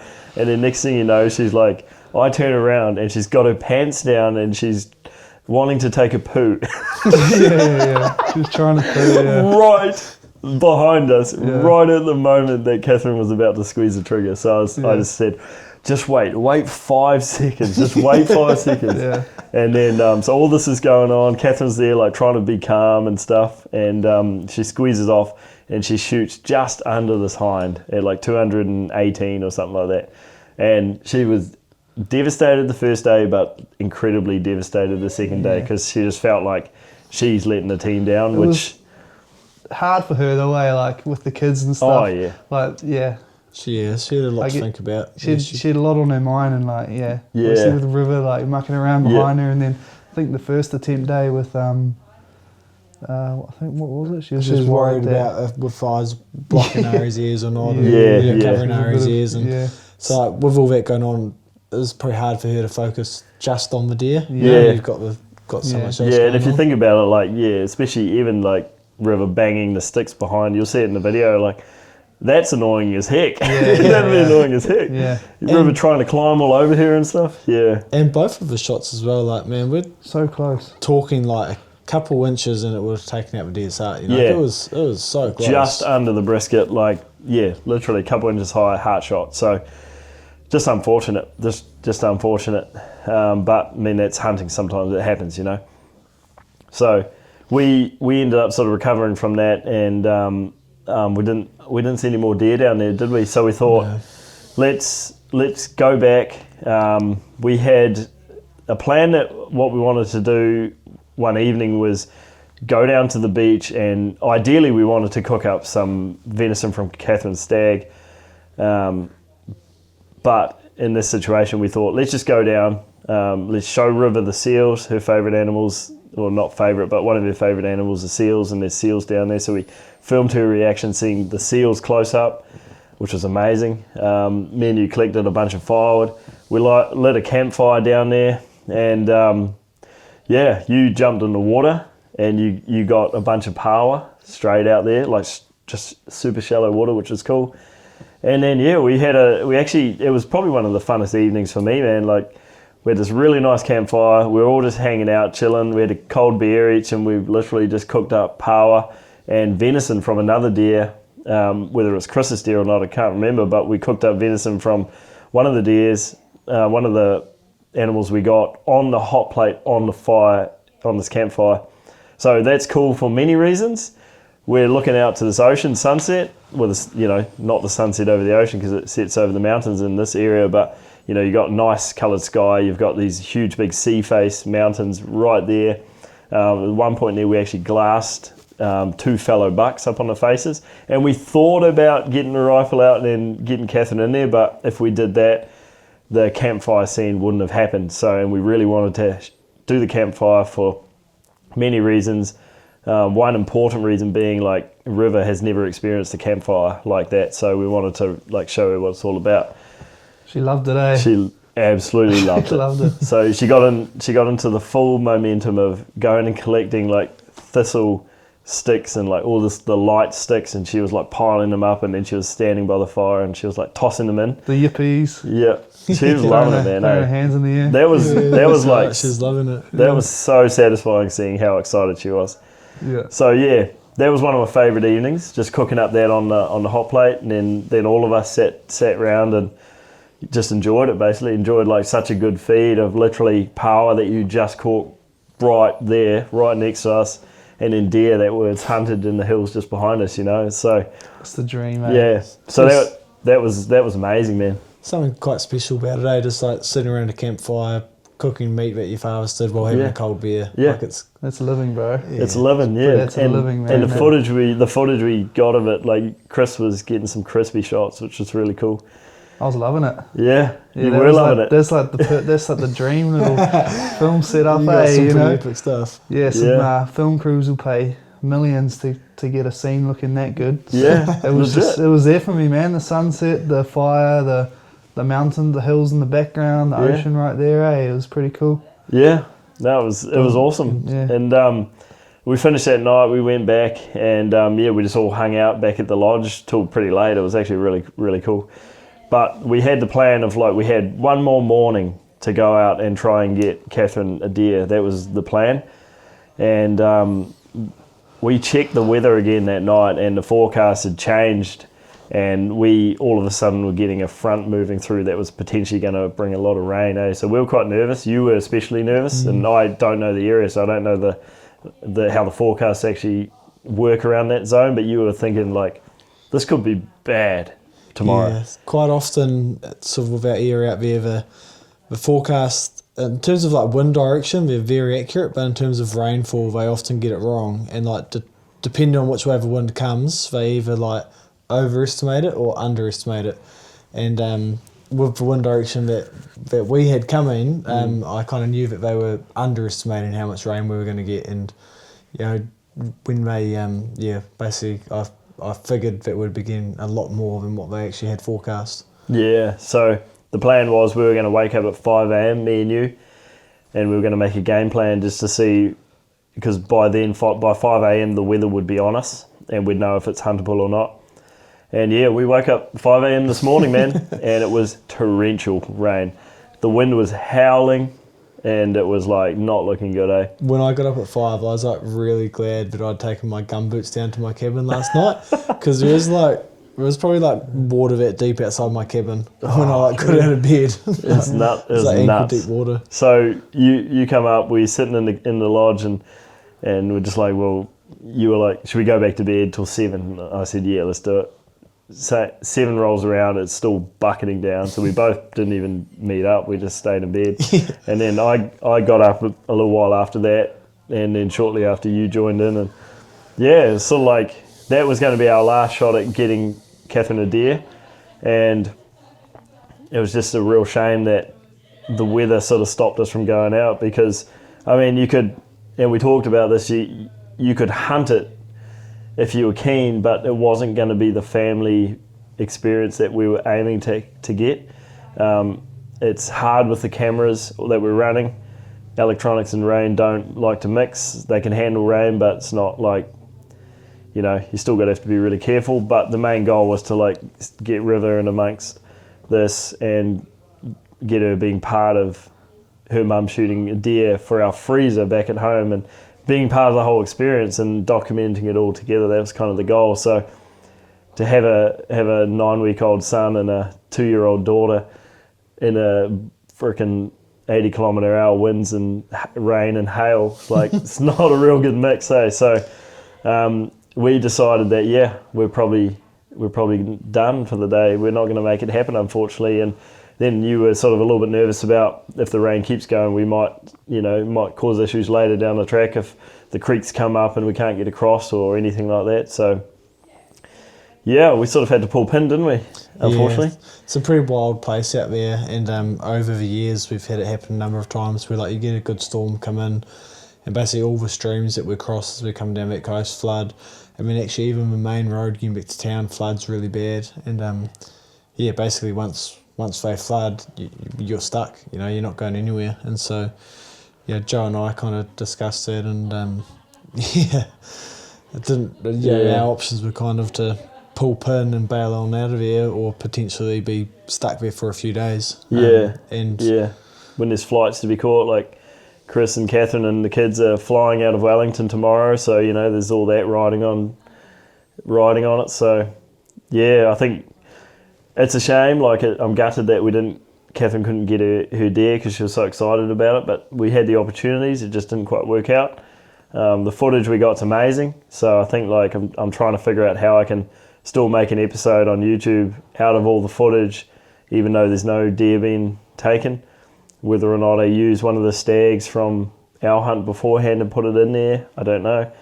But I've still got to figure out how to do that, how to make it still a cool story for people. You guys listening / watching this, you'll probably enjoy watching what we captured, because there's some amazing stuff and some awesome stuff. But a new viewer that hasn't listened to the story could be upset about it, you know, because they didn't even shoot a deer, and they'll get all those negative comments. So I don't know what we'll do, but yeah, I think overall it's still a success, but just a bit unlucky that we just didn't get a deer on the deck for Catherine. Yeah, so we probably should think about wrapping this guy up, but I want to just touch on a couple of things just quickly. Big thanks to you again, man. Seriously, had such a good time. It was literally one of the most fun weeks of hunting I've had in a very, very long time. The encounters we had, the deer we saw, the quality of deer we saw was just amazing, and just the sheer nature of the place, like such a large property, legit free range wild hunting, and I had a ball, man. You know my hunting style. I'm hunting the wilderness in the Southern Alps, normally in the middle of nowhere, but I came up here and I had such a great time. It was such an awesome time. So massive thanks to you for inviting me down. No worries at all. I really enjoyed it too. It was so much fun just having you guys here, hanging out with you. Obviously the first few days have sort of just us boys. I mean, actually having your family and Holly come out Yeah. too, like, it was just a fun time. So no, I really enjoyed it, and glad you guys did too. Yeah, so hopefully, like, another shameless plug for these guys, man. If you want to do like a hunt, like what we're talking about it on, through Ollie's operation here, like, you need to reach out to him for sure. I would definitely vouch for it, and I'll definitely be back myself. And I think it's just a truly special thing he's got going on, and it's really cool that he's got the opportunity to take people like you out and hunt and do the stuff. Take meat home for the freezer. Whether it's a management hunt or you're doing like a proper trophy hunt. There's amazing stags out there, wild stags, big solid wild animals, fallow deer, wild pigs. There's so much opportunity. So yeah, I think if it sounds like something you're into, you shouldn't hesitate to get in touch with them. And I'll definitely stand by that, because I will be going back for sure. So yeah, thanks again, man. No, and one thing about you too, bro. Let's hear about what you think about after this whole week of hunting. Are you a hunter now? I'm hooked, bro. He's in. I'm hooked, eh? It was awesome. Like, I had such a good time. It was just cool hanging out with you two, and just watching you guys, and I guess behind the camera, kind of observing what you guys do and the passion you guys have for it. You excited about the videos? Yeah, I'm real excited. Yeah, I can't wait to see what they come of, and Yeah. I guess, like, for me, it almost didn't feel like work, because I was having a good time and we were just hanging out and doing cool shit, and That's how work should be, eh? because of that, I was in like, yeah. I mean, if work can be like that, you're doing what you love and where you should be. Yeah. When it feels like that, and it puts you in a good headspace to produce good work. Yeah. And it's probably like you as well with what you do. You love what you do, and it really shows with your work. And yeah, I think all three of us are and pretty you too, lucky Joe. there. Yeah, man. So no, like, credit to you guys for making it such a cool experience, and yeah, hopefully I'm sure it'll be a real cool end video. So hopefully you guys, I don't know if you've watched it yet or if you're yet to watch it. Probably yet to watch it, I'll say. Yeah. I'll probably get this podcast out pretty soon. Yeah. Yeah, it's the Cool. 19th of August now. So, this will probably come out long before the video. So you guys will be well in the know beforehand. Yeah. Well, we'll finish this up. Hope you guys have enjoyed this. But where can people find you, Ollie, and how can they get in touch with you? So online, obviously all your social medias, Facebook, Instagram, all that. So Free Range Hunting New Zealand is the business name. Website as well is under that. So yeah, you can message us, DM us on any of those platforms, or on our website there's links to our email addresses, so you can contact us up there as well, and there's also phone numbers there. So yeah, get in touch if you're interested. Sweet. And Chris, where can people find you if they want a videographer, So a photographer, someone who can run cameras and knows what they're doing in the outdoors, or actually probably anything, eh? Anything that's interesting? anything that's interesting, yeah. So I've got a website as well, www.stillsinmotion.co.nz, and you can find me on Instagram, Facebook, and yeah, so you can get in touch through Messenger on Instagram, or through my website. I'll be vouching for Chris. No. He's I've seen a few people. I've seen you to a few people. So yeah, Chris does an amazing job, and I wouldn't be using him if I didn't think he was capable and I didn't like his work. That's pretty obvious. So there's a lot of cameramen out there, but there's a lot of guys that don't really know what they're doing. And Chris is one of the fellas that does an extremely good job. Thank you. I don't know. I just like being around you, man. Like Appreciate it, it's just a good Same time. to you. It's a good time when we're out there doing the stuff. So yeah. If you need a good videographer, hit the brother up over there and get him on your next adventure. Yeah, all right. Sweet. Good chat, fellas. Yeah, man. It's like nearly midnight. It went fast. I told you. You did Wait, say what time did we start? I don't know. 11:45. I told you. Wow. I said, watch, we'll get to an hour and it will go like that. Yeah. Yeah. That was quick. And it will get to 2 hours and there'll still be more to talk about. I think you guys got here at like 7. Yeah. You called it. All right.